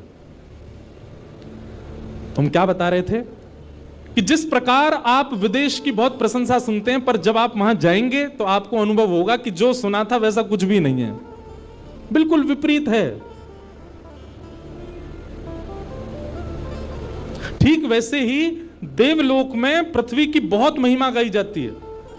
ये देवता आपस में बैठे बैठे हम आप सबकी बड़ी महिमा गाते हैं, बोले इंसान कितने भाग्यशाली, इनको दर्शन करने के लिए बद्रीनाथ, केदारनाथ, वृंदावन, श्रीनाथ द्वारा दक्षिण में चले जाओ, तिरुपति बालाजी, वैष्णो देवी उत्तर भारत में, अमरनाथ, कितने सारे दर्शन के स्थान हैं। ये जब जहां चाहें जा सकते हैं, जब चाहें कथा सुन सकते हैं, जब चाहें अपने गुरुदेव के स्थान पर जा सकते हैं। इनके लिए कितने सौभाग्य की बात है, क्योंकि देवता सब जगह नहीं जा सकते, देवताओं के लिए प्रतिबंध है सब जगह जाना। नारद जी महाराज ने सोचा इतनी पृथ्वी की महिमाएं तो मैं देख के तो आऊं पृथ्वी है कैसी। लेकिन नारद जी कहते हैं मैं पृथ्वी पर आया और पृथ्वी आकर के मैं सब जगह घूमा, पर जैसा मैंने सुना था वैसा मुझे कुछ नहीं मिला। आज आप पृथ्वी पर मानवों की जिस स्थिति को देखते हो, 5000 वर्ष पहले नारद जी ने वो सब लिखा है यहां पर। नारद जी कहते हैं पृथ्वी कैसी है, बोले सत्यम नास्ति तप शौचम दया दानम न विद्यते उदर भरिणो जीवा बकार कूट भाषिण। बहुत सावधानी से सुनो, नारद जी कह रहे हैं पृथ्वी कैसी है, बोले सत्यम नास्ति, सत्य नहीं बोलते यहां के लोग। बंधुओं आप यदि काउंट करें अपना हर दिन, आप महीने के 30 दिन काउंट कीजिए कि मैंने ऐसा कौन सा दिन निकाला जिस दिन मैंने झूठ ही नहीं बोला हो। मुश्किल से 4 या 5 दिन निकल करके आएंगे 30 में से। हर दिन हम झूठ बोलते हैं, हर दिन असत्य भाषण करते हैं, और असत्य के भी बहुत रूप हैं। किसी से बोलना ही असत्य नहीं होता, हम स्वयं के साथ भी जब असत्यता करते हैं अपने साथ भी अपने आप को जबरदस्ती धकेल रहे हैं संसार के विषय में, यह भी तो असत्य है। हम हर दिन असत्य बोलते हैं। तो सत्यम नास्ति, नारद जी कह रहे हैं यहां के लोग सच बोलते ही नहीं है। दूसरा, नारद जी ने क्या देखा पृथ्वी पर? बोले तपह नास्ति, भजन नहीं करते हैं। क्या करते हैं? बोले दिखावा, आडंबर। जितने भी भक्ति पथिक यहां बैठे, एक बात हमारी बहुत ध्यान से सुनिए, जिस दिन आपके भजन में आडंबर आ गया उसी दिन ठाकुर जी दूर हो जाएंगे। आपने एक बार भी यह विचार कर लिया कि मैं ऐसा करूं जिससे 4 लोगों को दिखे कि ओहो ये तो बड़ा भक्त है, उसी दिन ठाकुर जी दूरी बना लेते हैं। यह आडंबर है। कभी भी इस भावना से कुछ नहीं करना है। ना कथा इस भावना से व्यास को करनी चाहिए, ना सेवा इस भावना से सेवार्थी को करनी चाहिए, ना नाम जप इस भावना से नाम जापक को करना चाहिए। जैसे काउंटर भी कई लोग रखते हैं, बहुत ज्यादा काउंटिंग्स उसमें बढ़ जाती है, तो फिर संतों को दिखा भी देते हैं, महाराज जी 35,000 नाम हो गए सुबह से अभी तक। क्यों? आपकी भक्ति में जिस दिन प्रदर्शन आ जाएगा ठाकुर जी उसी दिन कोसों दूर चले जाएंगे। इसलिए प्रदर्शन नहीं, दर्शन में रहो। एक बात सदैव याद रखना,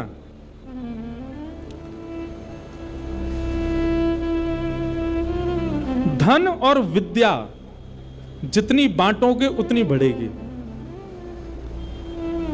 प्रेम और भजन जितना छुपाओगे उतना बढ़ेगा।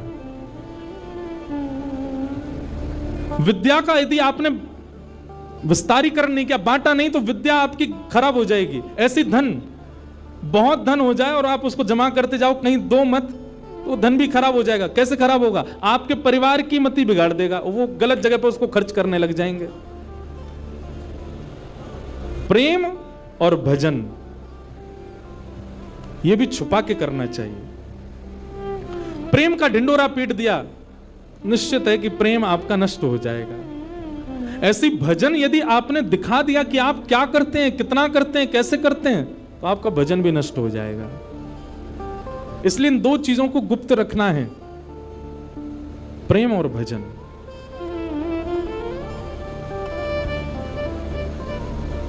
नारद जी महाराज कहते हैं सत्य नहीं बोलते संसार के लोग, तप नहीं करते। बोले भजन तो गोपनीय रूप से होता है, यहां तो दिखावा करते हैं लोग। तपह नास्ति, शौचम नास्ति, बोले पवित्रता केवल दिखावे की है। नहा लेते हैं 2 बार दिन में, लेकिन पवित्र नहीं है। हम लोग स्वच्छ तो रहते हैं, हम लोग सुंदर तो रहते हैं, पर पवित्रता नहीं है। पवित्रता बाह्य नहीं होती, भीतर की होती है। पवित्र नहीं है। तपह नास्ति, शौचम नास्ति, तपह नास्ति, और क्या कह रहे हैं? बोले दया नास्ति, दया भी नहीं है हम लोगों के अंदर। दया के नाम पर भी हम केवल दिखावा करते हैं। और फिर क्या कह रहे हैं? बोले दानम नास्ति, दान भी नहीं करना जानते हम। एक बात हमारी सुनिएगा, दान का स्वरूप शास्त्रों में बताया गया कि अगर आपने किसी को कुछ दिया और देने के बाद में अगर आपने किसी से जाकर के कहा ये तो मैंने दिया था, उसी समय आपका दान का पुण्य खत्म हो जाता है। किसी को प्रदान करने के बाद आप गा नहीं सकते कि ये मैंने दिया था। और दान का मतलब धन देना ही नहीं होता, दान का मतलब वस्त्र देना ही नहीं होता, दान का मतलब असहाय को उसकी जरूरतमंद वस्तु देना ही नहीं होता। दान के रूप में बहुत कुछ आता है। कई बार ऐसा देखा गया कि किसी व्यक्ति की सहायता से कोई व्यक्ति बहुत श्रेष्ठ बन गया। अब वो श्रेष्ठ बन गया तो वो नीचे खड़ा खड़ा सबको बोलता है मैंने ही तो बनाया इसको, मेरे ही भजन से, मेरे ही बल से, मेरे ही, मुझसे पैसे मांग के ले गया था, आज देखो इतना बड़ा आदमी बन गया। आप नहीं कह सकते इस बात को। आपसे वस्तु जैसे ही किसी के पास जाती है, अगर वो दान का स्वरूप है तो आप उसको अपना कभी नहीं बता सकते। आपने जिस दिन उसको अपना बताया उसी दिन आपका पुण्य नष्ट हो जाता है, क्षीण हो जाता है। तो दानम नास्ति, हमारा तो काम ही है कि जब तक फोटोग्राफर नहीं हो तब तक दान ही नहीं करते। जब तक कहीं बता ना दें, सोशल मीडिया अपडेट ना कर दें, तब तक दान नहीं होता। थोड़ा गोपनीय रखो अपने आप को। दानम नास्ति। और फिर क्या कह रहे हैं? बोले केवल एक ही चीज के लिए हम सब लोग भाग रहे हैं। बोले क्या? उदर भरिणो जीवा। हमारा एक ही उद्देश्य है। बोले क्या? ऐसा कुछ करना है जिससे हमको भोजन मिल सके। उदर भरने की शिक्षा ही हम पा रहे हैं, उदर भरने के लिए ही मेहनत कर रहे हैं, उदर भरने के लिए पूरा दुनिया भाग रही है। अंत तो गत्वा हमारी गति क्या है? बोले कुछ मिलना चाहिए, पेट में जाना चाहिए, बस इसी के लिए ही कर रहे हैं। आप ऐसा नहीं कह रहा हूं कि मैं इसके लिए नहीं जीना है, पर हमारा उद्देश्य केवल यही है। कई लोगों को तो इतनी भूख लगती है, वो बात बात पर केवल उनको यही चिंता है कि खाना क्या है।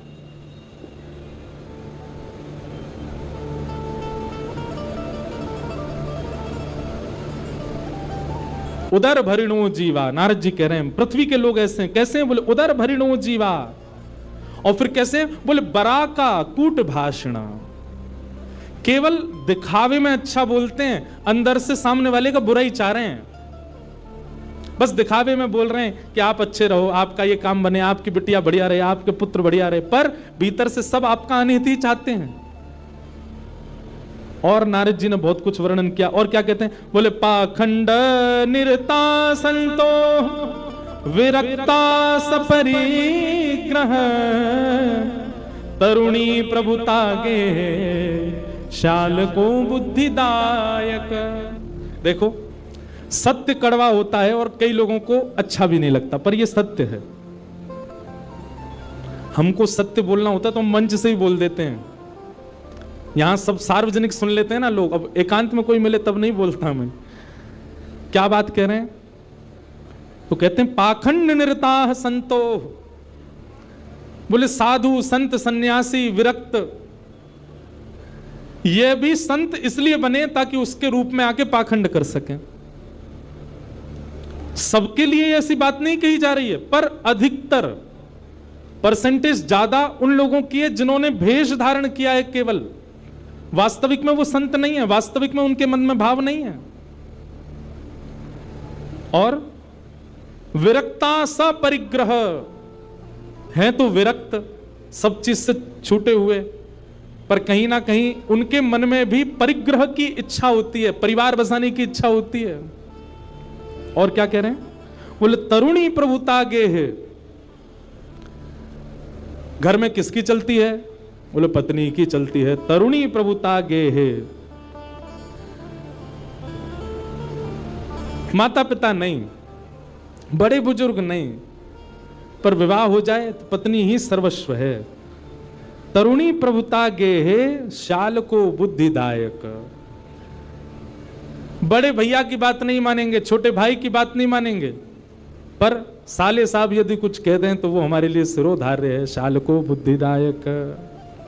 नारद जी ने इस प्रकार अब बहुत सारी बातें यहां बताई हैं, सबके बारे में सत्य बता दिया। बोले विवाह नहीं होता है, कन्या विक्रय होता है, वर विक्रय होता है। बेटा को इसलिए नहीं पढ़ा रहे हैं कि तू पढ़ लिख के विद्वान बन, इसलिए पढ़ा रहे हैं तो पढ़ लिख के अच्छा बनेगा तो विवाह में हम इतनी मांग कर सकते हैं। ये सब नारद जी पहले ही बता रहे हैं। नारद जी कहते हैं पृथ्वी पर घूम करके मेरा मन बहुत अशांत हो गया, यहां के लोग तो बड़े विचित्र हैं। तभी नारद जी कहते हैं बाकी सब बात छोड़िए, सब जगह भ्रमण करता करता करता जैसे ही मैं वृंदावन गया, वृंदावन में मैंने एक आश्चर्य देखा। क्या? बोले एक युवती, एक परम सुंदरी कन्या यमुना जी के तट पर बैठी है और उसकी गोद में दो वृद्ध लेटे हैं।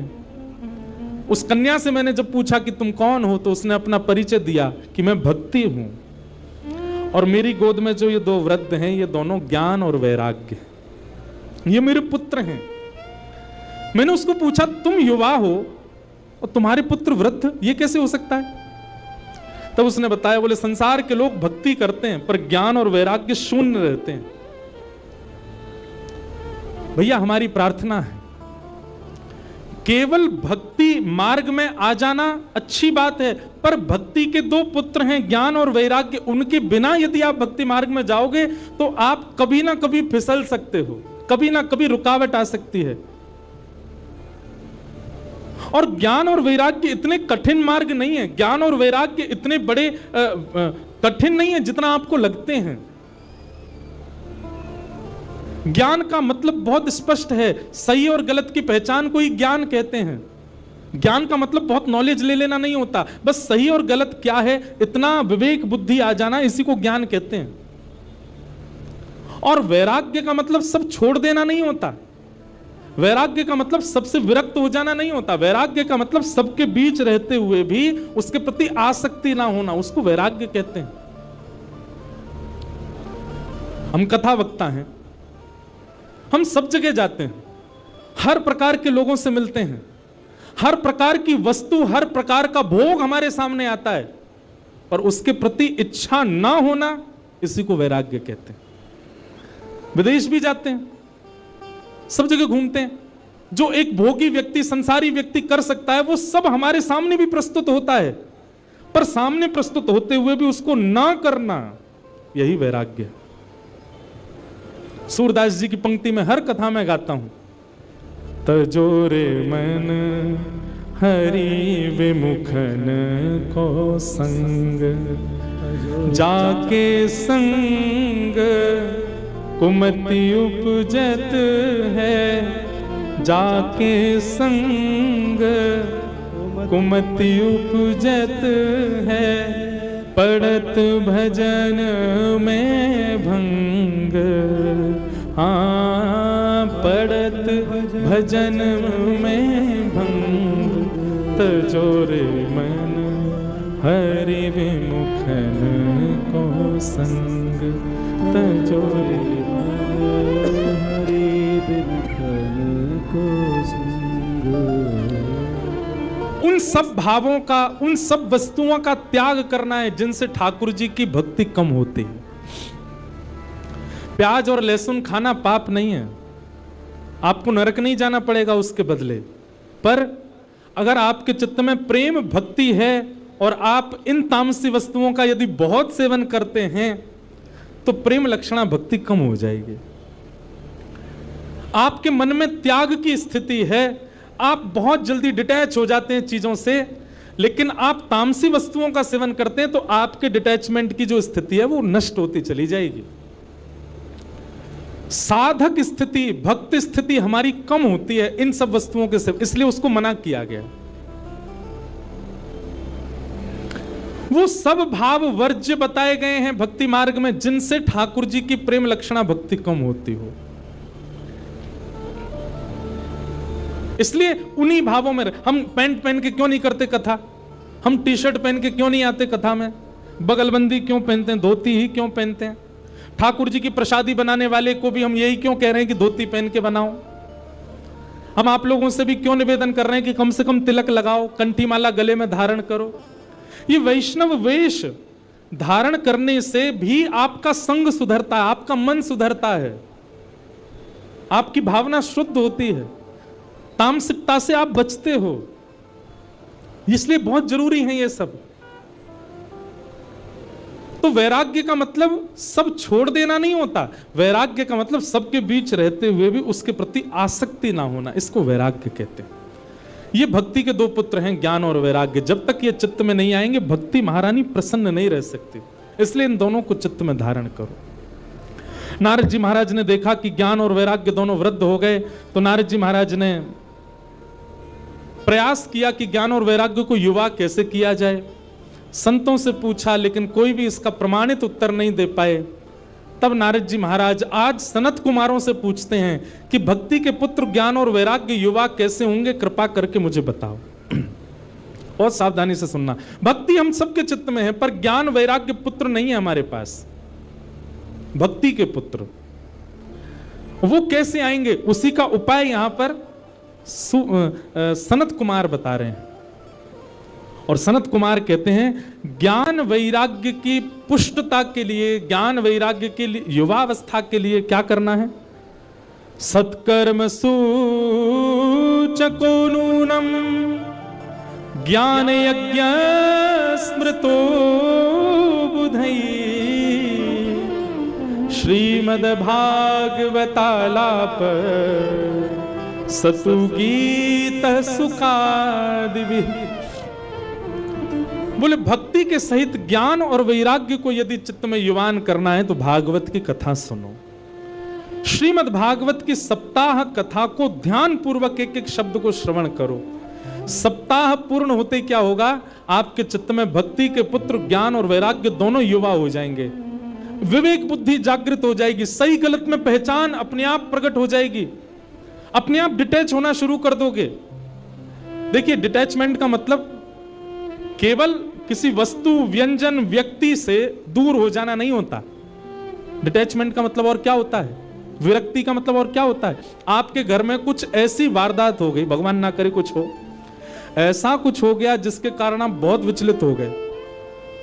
विचलित आप कब होगे, परेशान आप कब होगे, जब आपके चित्त में विरक्ति नहीं होगी। लेकिन कथा आपको ऐसा बना देगी कि फिर चाहे जीवन में जो हो जाए, आपकी लाइफ के साथ चाहे जो कुछ हो जाए, आप उससे टूट नहीं सकते, आप उससे परेशान नहीं हो पाओगे। व्यक्ति टूट जाता है, गिर जाता है, बिखर जाता है और फिर कोसता है ठाकुर जी को, मेरे साथ ये क्या हो गया। ये वही व्यक्ति करता है जो आध्यात्मिक नहीं है। लेकिन आध्यात्मिक व्यक्ति कभी टूटता नहीं, कभी बिखरता नहीं, कभी परेशान नहीं होता। वो अपनी जीवन में आने वाली परिस्थितियों से जूझना सीख जाता है, और ये भागवती सिखाती है उसको। सुदामा जी महाराज के जीवन में नहीं आई थी, बहुत विषम परिस्थितियां आई। मीराबाई के जीवन में नहीं आई, बहुत विषम परिस्थितियां आई। अरे कहां तक कहें, जिस पति से विवाह हुआ मीराबाई का, बस वे ही एक सपोर्टर थे उनके ससुराल पक्ष में, और कोई सपोर्ट नहीं करता था मीराबाई को। वे भी कुछ महीनों बाद ही भगवत धाम चले गए, अकेली मीराबाई रह गई अपने परिवार में। लेकिन फिर भी कभी टूटी नहीं मीराबाई, अपने ठाकुर जी की भक्ति करती हैं। राणा ने, उनके देवर ने जब राजपाट संभाला मेवाड़ का, तो मीराबाई के लिए बोले कि ये बहुत चरणामृत पीती है, इसको विष पिला दो। विष भेज दिया, विष तक पान किया। ठाकुर जी को हरण करवाने के लिए ना जाने क्या क्या किया। मीराबाई के चरित्र पर, मीराबाई के उनके स्वभाव पर, उनके चरित्र पर उंगली उठाने के लिए मन चले लोगों तक को भेजा उनके कक्ष में, पर मीराबाई कभी टूटी नहीं, लड़ती रही, क्योंकि उनका विश्वास प्रगाढ़ है। उनकी भक्ति इतनी चित्त में जागृत हो चुकी है कि वो इन सब परिस्थितियों से परेशान नहीं होते। एक बात कहें, साधक की, भक्त की परेशानी ये नहीं होती कि मेरी जॉब नहीं लग रही है, या मेरे पैसे मैं इतने नहीं कमा पा रहा, बच्चे मेरी सुन नहीं रहे, या मेरे मन चाहे काम नहीं बन पा रहे। उसकी परेशानी का एक ही काम होता है, एक ही कारण होता है, क्या, वृंदावन जाने का मन हो रहा है, जा नहीं पा रहा, कथा सुनने का मन हो रहा है, मैं पहुंच नहीं पा रहा, सेवा करने की बहुत इच्छा हो रही है पर ठाकुर जी सेवा करा नहीं रहे। उसकी यही पीड़ा रहती है। मीराबाई की पीड़ा ये नहीं है कि उनकी ननद, उनके देवर, उनकी सास, उनका पूरा परिवार उनका विपक्षी है। उनकी पीड़ा केवल यही है कि नाथ, मैं वृंदावन कब जाऊंगी, मैं आपके उस धाम का दर्शन कब करूंगी।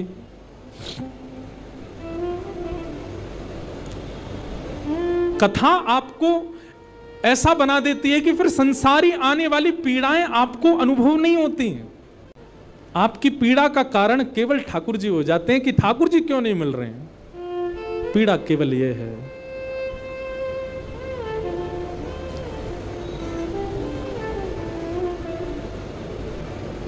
मीराबाई का एक पद, वैसे तो सारे पद ही मीराबाई के बहुत अच्छे हैं, एक से एक पद है मीराबाई के। बंधुओं, कभी मीराबाई के, आज विपराग जी मुझको बोल रहे थे कि महाराज जी अगले वर्ष जब चंडीगढ़ में कथा हो, इसका मतलब अगले वर्ष भी आएंगे हम।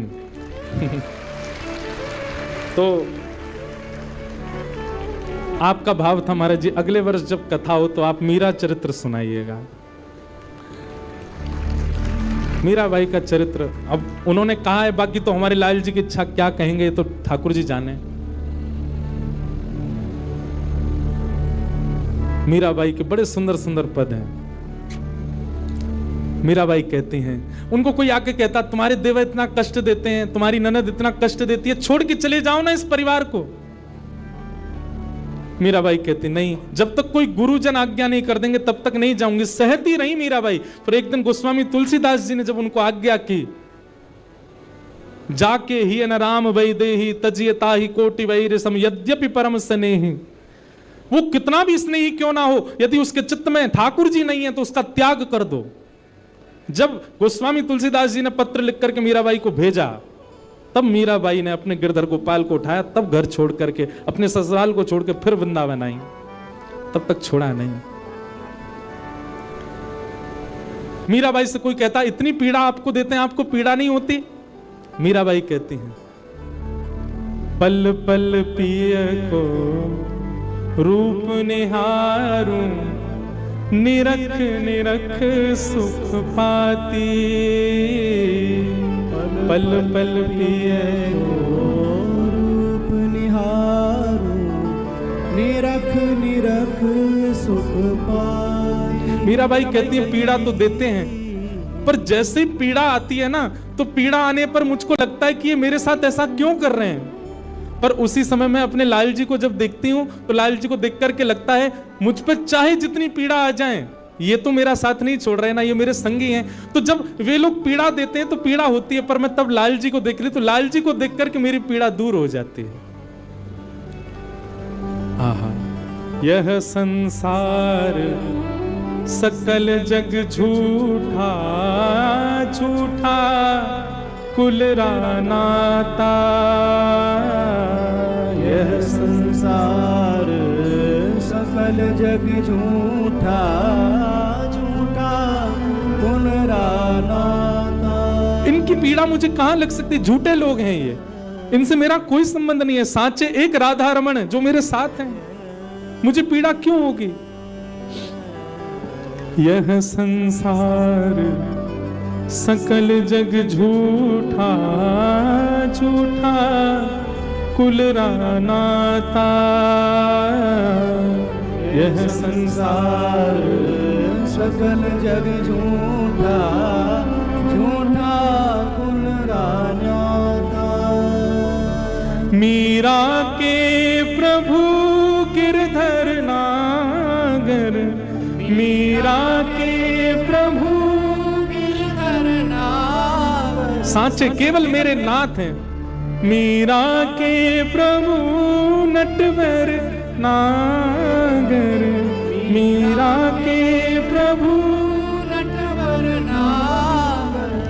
हरि चरणा चितराची, गिरधर जन्म मरण रासा।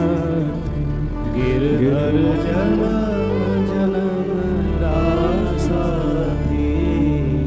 मीराबाई गा रही हैं, हम भी गाएं। गिरधर जन्म मरण रासा थे, गिरधर जन्म मरण रासा थे। गिरधर जन्म मरण रासा थे। गिरधर जन्म मरण रासा थे। ओ आए नाय बिसरू में दिन राती, ओ आए नाय बिसरू में दिन राती। ओ आए नाय बिसरू में दिन राती। ओ आए नाय बिसरू में दिन राती। ओ गिरधर जन्म मरण रासा थे। गिरधर जन्म मरण रासा। ओ गिरधर जन्म मरण रासा थे। गिरधर जन्म मरण रासा। बोल गिरधर गोपाल की, बोल वृंदावन बिहारी लाल की। वाह। तो यह संसार सकल जग झूठा, झूठा कुलरा नाता।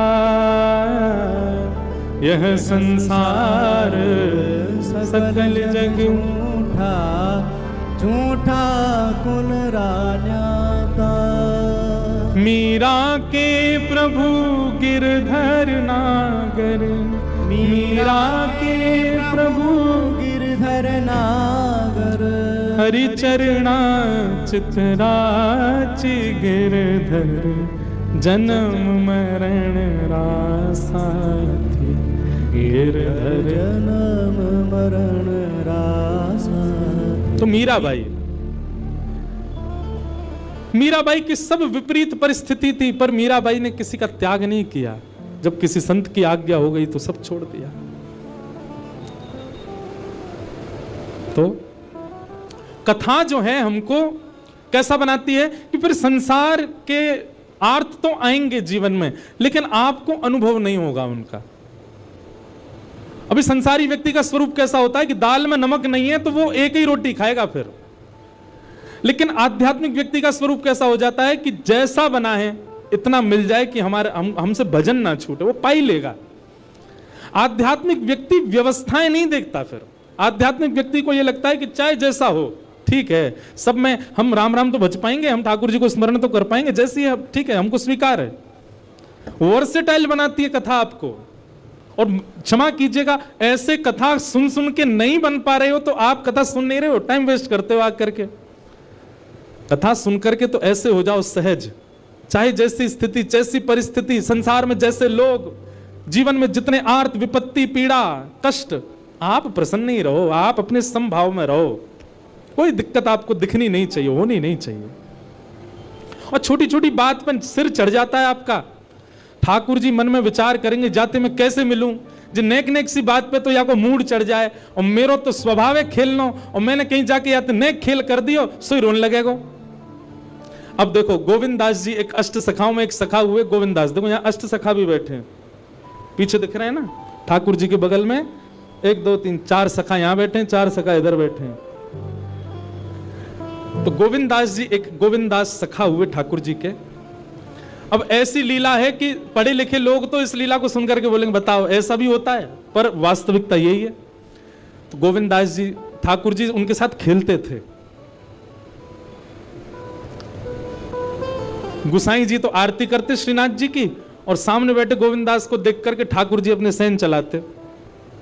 गोविंद दास कहते डट जाओ आरती चल रही है अभी, और किसी दर्शनार्थी को नहीं दिखता था, बस गोविंद दास को दिख रहा है, सूरदास जी को दिख रहा है, छीत स्वामी जी को दिख, इन अष्ट सखाओं को ही दिखता था।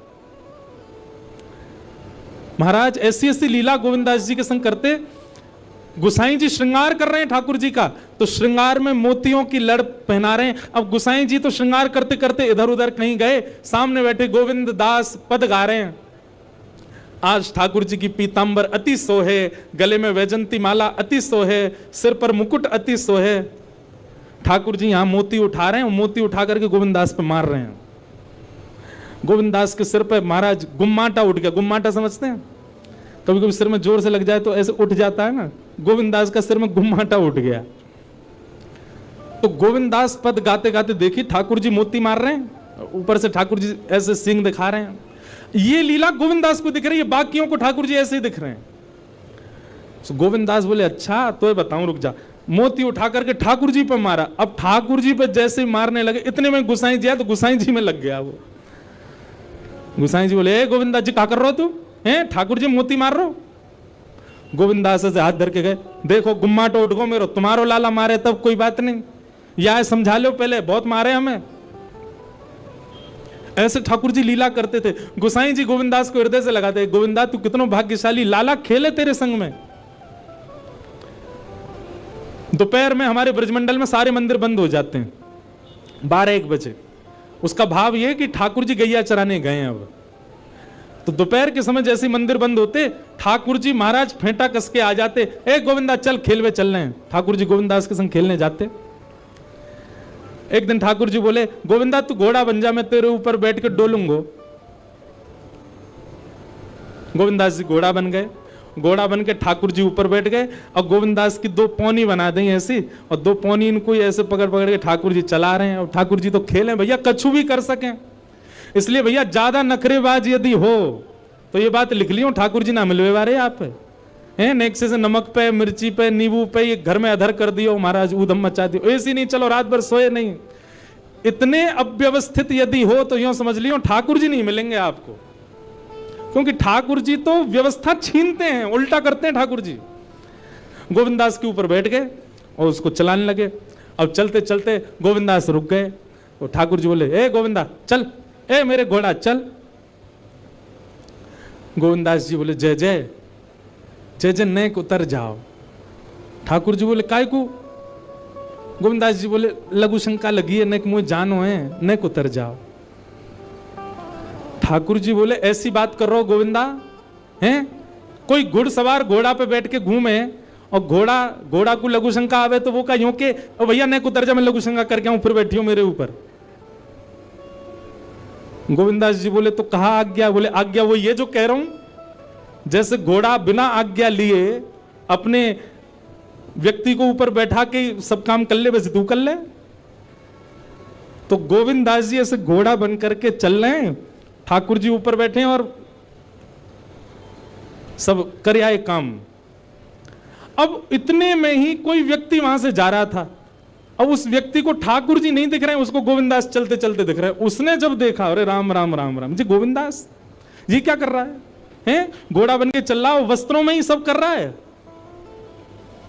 वो दौड़ करके गया और गोसाई जी से जाके शिकायत करती, बोले, आप गोविंदास को इतना सिर पे चढ़ा रखा है, आप उसको ठाकुर जी के सामने बैठा देते हो, पद गाने की सेवा देते हो, आप इतनी उस पर अनुग्रह कृपा। भैया सुनो, ओ भैया पानी बांटवे बारे सुनो, जे पानी तब बटेगो जब भजन होएगो, कथा में पानी नहीं देना कोई। मुझे भी तो प्यास लग रही है, मोते तो पूछी ना तुमने, जनता में बांट रहे हो। भाई देखो श्रोताओं, हमारी बात सुनो, कथा ऐसे सुनो जैसे व्यास जी कथा सुनाते, बिना फोन चलाए, बिना पानी पिए, बिना उबासी लिए, बिना इधर उधर हुए। एक चित्त आपको हम देखते रहते हैं। 3:30 बजे से बैठे हैं, कितने बज गए? 6:30। हमने पानी पिया। पानी पीने को मना नहीं है, पर जब भजन कीर्तन हो तब पियो, है ना।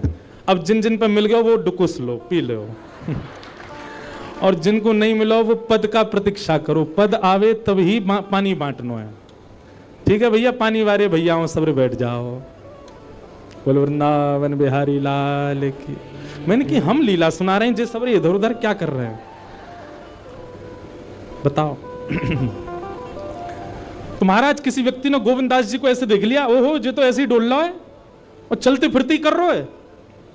गोसाई जी से जाकर के शिकायत कर दी और गोसाई जी से कही, बोले गोसाई जी आपने गोविंदास को बहुत सिर पर चढ़ा लिया आज। अरे भाई, खड़े होकर लघु शंका करना भी मना है शास्त्रों में, वो तो ऐसे बैठ करके चलते चलते कर रहा था, वस्त्रों में ही कर रहा था, इतना अपवित्र, और आप उसको मंदिर की सेवा देते हो। गोसाई जी को सुन करके अच्छा नहीं लगा। शाम को स्नान आदि करके दूसरे वस्त्र पहन करके गोविंदास आए। आकर के आपने गोसाई जी को प्रणाम किया तो गोसाई जी ने मुंह फेर लिया। गोविंदास बोले, जय जय, आप नाराज हो हमसे? गोसाई जी बोले, आप आचार विचार सब भूल चुके हैं अपना।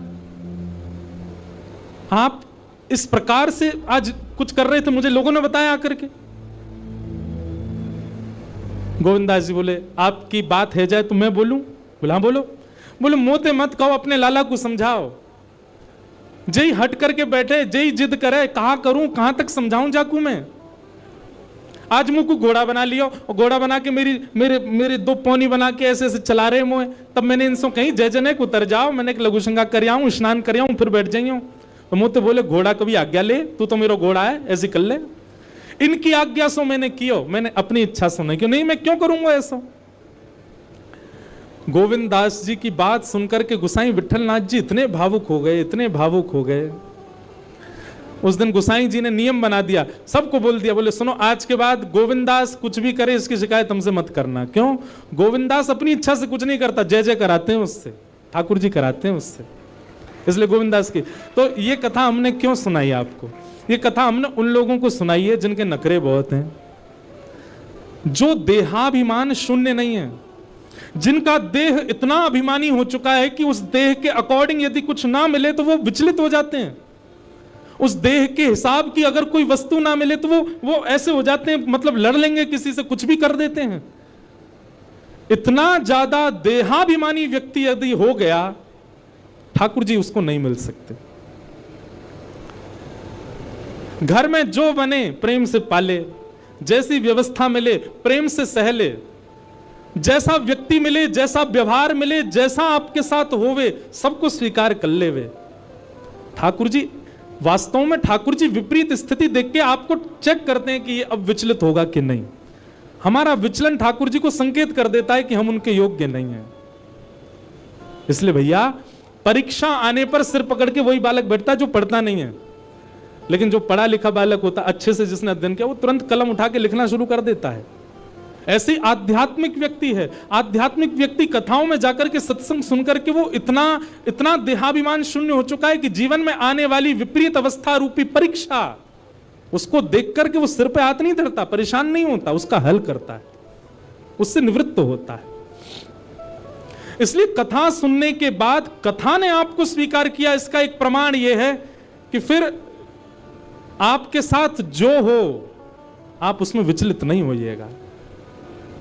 अगर आप विचलित होते हैं, अगर विचलन आपके चित्त में आ जाती है, तो इसका मतलब अभी कथा सुनने में, भक्ति करने में, भजन करने में कहीं चूक आप कर रहे हो।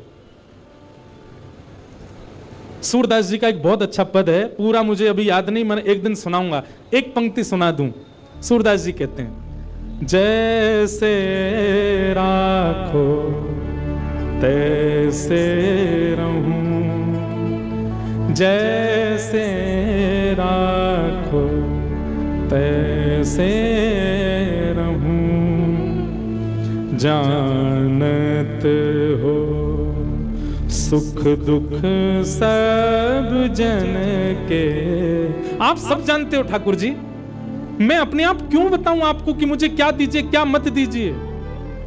जानत हो सुख दुख सब जन के, मुख से कछु न कहो,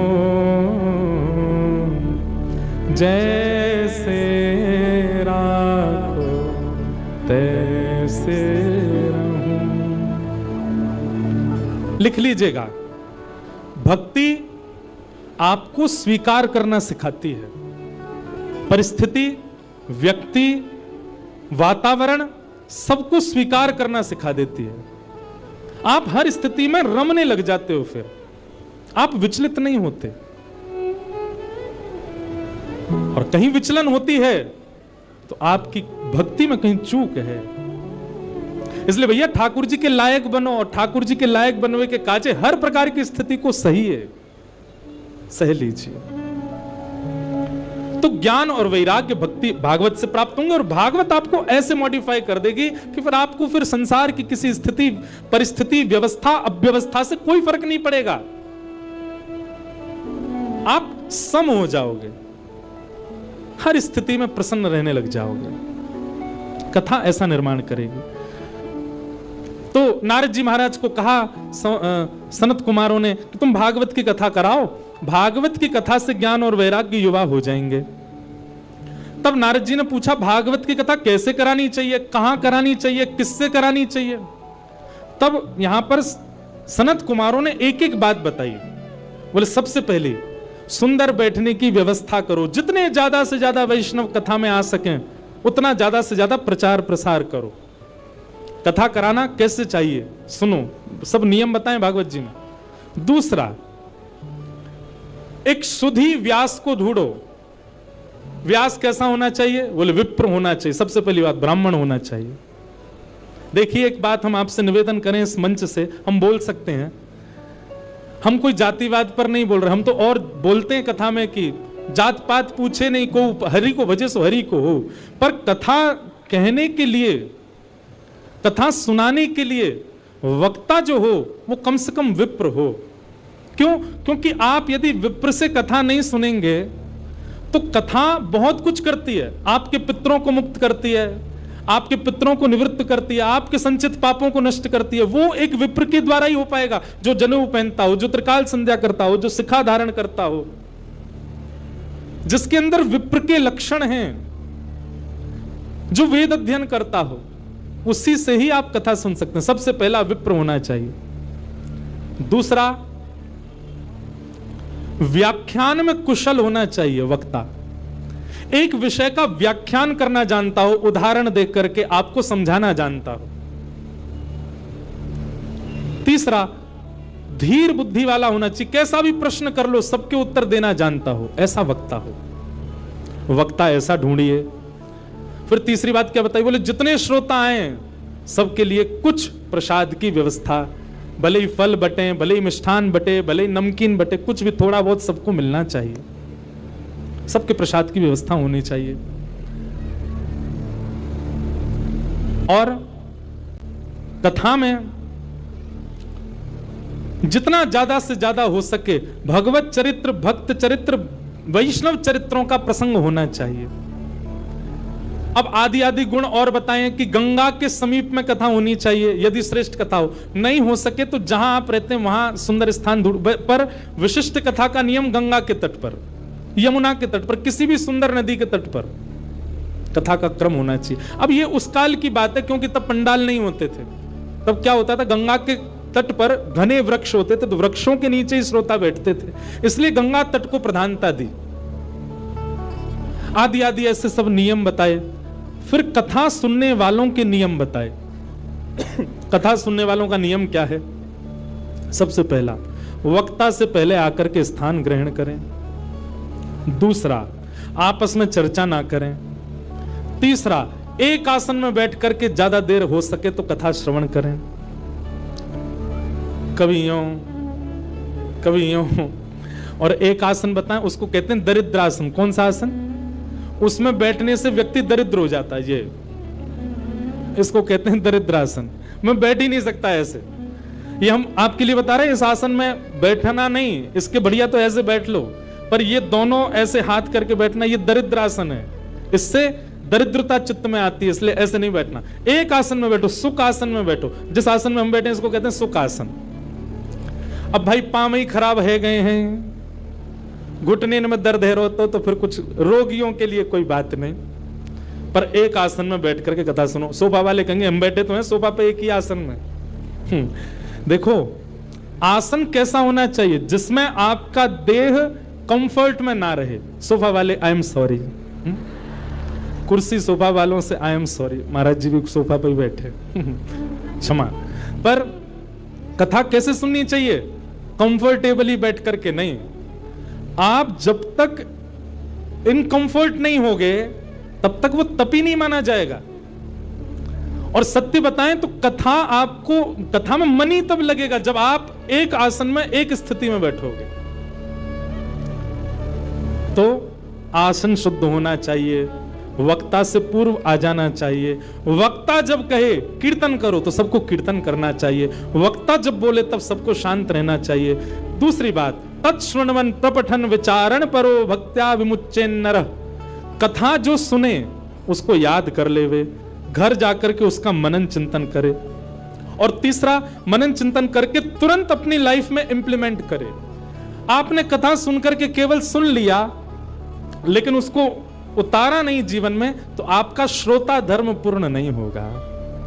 इस प्रकार से श्रोता को कथा सुननी चाहिए।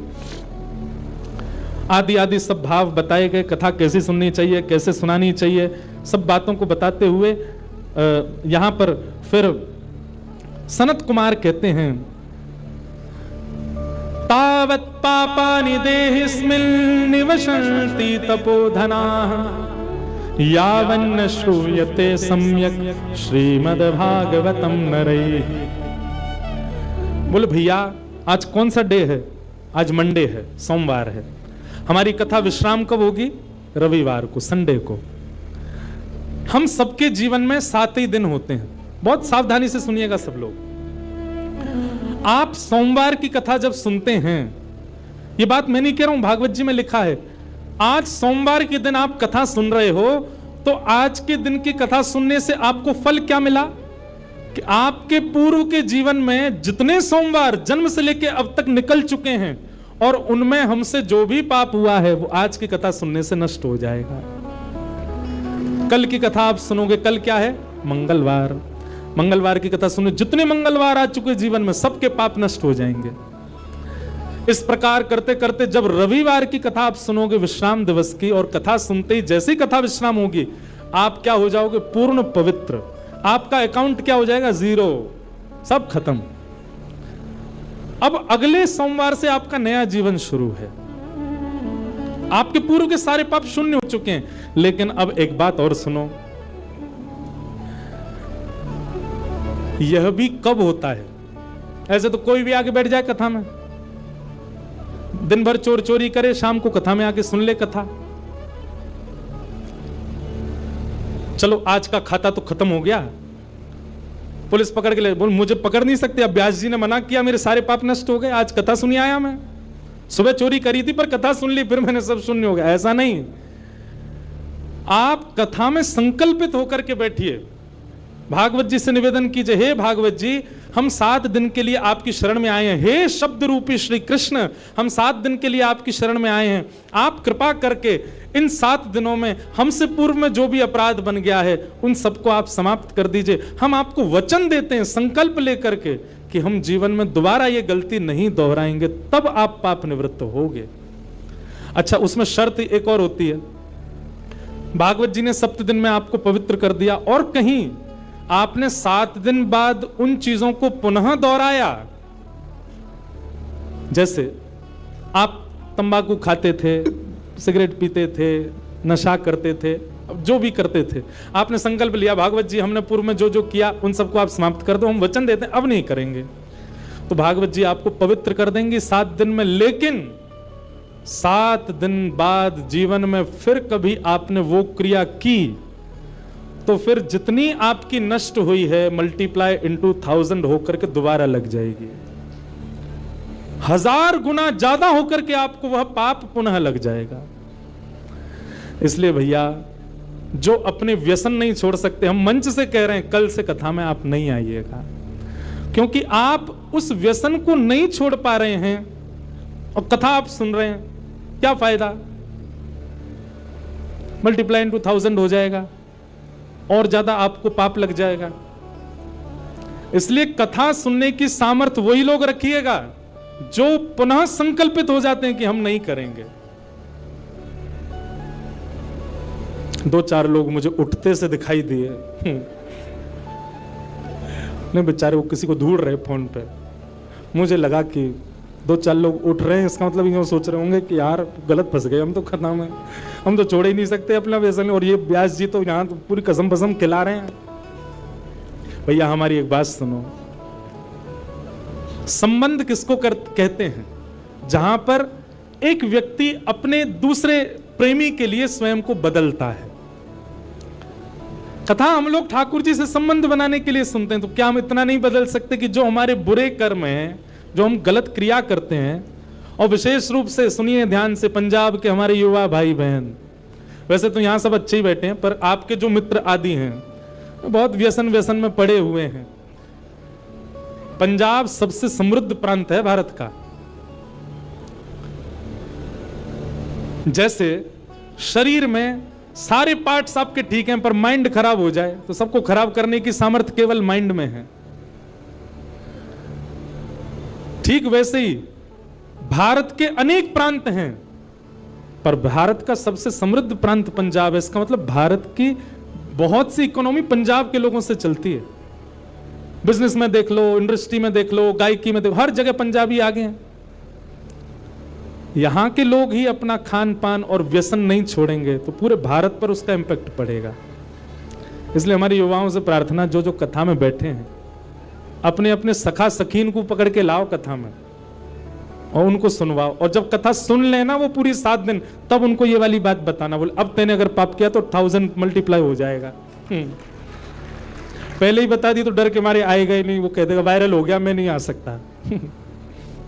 तो कथा आपको पवित्र करेगी। तावत पापानि देहेस्मिन्, पाप तब तक आपके शरीर में रहेगा जब तक आप कथा पंडाल में नहीं आए। कथा पंडाल में आते पाप सारे भाग जाते हैं, पर कब? जब श्रोता संकल्पित हो जाता है। ऐसी भागवत की कथा के बारे में बताया। और इस प्रकार अब ये कथा भक्ति ज्ञान वैराग्य की पुष्टता के लिए हो रही थी। तभी उस सभा में भक्ति महारानी अपने दोनों पुत्र के साथ आ गई, और दोनों पुत्र जो कि वृद्ध हो चुके, कथा में आते ही नवीन स्वरूपनी, नया स्वरूप हो गया, पकी हुई दाढ़ी बिल्कुल चली गई, बिल्कुल युवा हो गए दोनों। ज्ञान और वैराग्य भक्ति महारानी देख करके नृत्य करने लगे। भक्ति सुतौ तौ तरणौ गृहीत्वा प्रेमैक रूपा सहसा विरासीत्। श्री कृष्ण गोविंद हरे मुरारे नाथेति नामानि मुहुर्वदन्ति। भक्ति ज्ञान वैराग्य दोनों तीनों नृत्य करने लगे, युवावस्था में आ गए और कहा महाराज बड़ी कृपा, इस कथा ने वो कर दिया जो कोई नहीं कर पाया। ज्ञान वैराग्य जो वृद्ध हो चुके थे दोनों युवा हो गए। भक्ति अपने युवा पुत्रों को देख करके प्रसन्न हो गई। तो भागवत जी क्या करती हैं? भक्ति ज्ञान वैराग्य को चित्त में युवा करती हैं, उनको वो सोए हुए हैं उनको जगा देती हैं। कई बार कथा सुनने के बाद ऐसा भी हो सकता है कि 7 दिन में आपको इतना वैराग्य हो जाए कि आप घर वालों से कहो हम तो महाराज जी के संग ही जा रहे हैं, हमको नहीं रहना चंडीगढ़ में। वैराग्य आ गया है चित्त में, अब नहीं रहना हमको, महाराज जी की सारी लिस्ट आ गई, कथा की पीछे चल देंगे इनके। ऐसा वैराग्य आपको आ सकता है, पर वो वैराग्य नहीं है। वैराग्य किसको कहते हैं? सबके बीच में रहो और बीच में रहते हुए भी किसी को भी अपने ऊपर हावी मत होने दो। 56 भोग आपके सामने पर आपकी जीव में पानी ना आवे, ये वैराग्य है। असंख्य सुंदरी नारियां आपके सामने पर आप अपने ऊपर वश करके बैठे हो, ये वैराग्य है। अनंत सुंदर पुरुष आपके सामने आ गए पर आप अपने बिल्कुल विरक्त भाव से वहां अपने मन को वश में करके बैठे हैं, ये वैराग्य है। ऐसा वैराग्य कथा दिलाती है। तो भक्ति ज्ञान वैराग्य पुष्ट होते हैं कथा सुनने से। इस प्रकार भागवत जी का प्रथम महात्म सत्र सुनाया गया। भागवत जी के दूसरे महात्म सत्र में धुंधुकारी की कथा बताई गई, जो कि अपने माता पिता की निंदा करता था, मारता पीटता था, उसको भी भागवत जी ने पवित्र कर दिया। इस प्रकार भागवत जी का महात्म सुनाया गया। ऐसे महात्म को हम बारंबार प्रणाम करते हैं। बोलो वृंदावन बिहारी लाल। बंधुओं, आज महात्म हुआ है, कल से प्रथम स्कंद से कथा प्रारंभ होगी। ठीक 3 बजे हम मंच पर आ जाएंगे, आप 2:30 बजे तक आ जाओ। ये वचन आप हमको दीजिए कि आप 2:30 बजे तक आएंगे। और रही बात आपकी जॉब की, आपके कॉलेज की, आपके स्कूल की, डाल दो लीव, कह दो वायरल हो गया है, कछुदना कथा में ही आनंद कर लो। महाराज चंडीगढ़ की सुनो बताओ, लीव डालने पर कितने खुश हैं? चंडीगढ़ की ये सबसे बड़ी कथा हो रही है। कथाएं सब बड़ी होती हैं, पर ये बहुत बड़ा उत्सव हो रहा है, वृंदावन प्रकट हो रहा है, बधाई हो। तो आज भी वृंदावन के थोड़े भाव आए, कल से नेक और ज्यादा आएंगे। कल से गोविंद देव जी का प्राकट्य, मदन मोहन जी का प्राकट्य हम श्रवण करेंगे। फिर उसके बाद नित्य वृंदावन की रस चर्चा और बढ़ेगी। संत जनों का आगमन यहाँ रहेगा। भारत के लगभग सारे वरिष्ठ कथावाचक और संत जन यहाँ पधार रहे, पर सब आएंगे 3 बजे, इसलिए आप लोग समय से पहले आ जाओ। आज पहले दिन में ही आप सब लोग पूरी संख्या में आ गए हैं। कल से हमारा नाम होगा पंडाल फाड़ व्यास। पंडाल फट जाएगा, जगह ही नहीं बची। लेकिन भैया ये पंडाल फाड़ व्यास नहीं, पंडाल फाड़ श्रोता हैं। आप सब श्रोताओं के हृदय का भाव है। आइए बड़े प्रेम और भाव से श्री वृंदावन को प्रणाम कीजिए।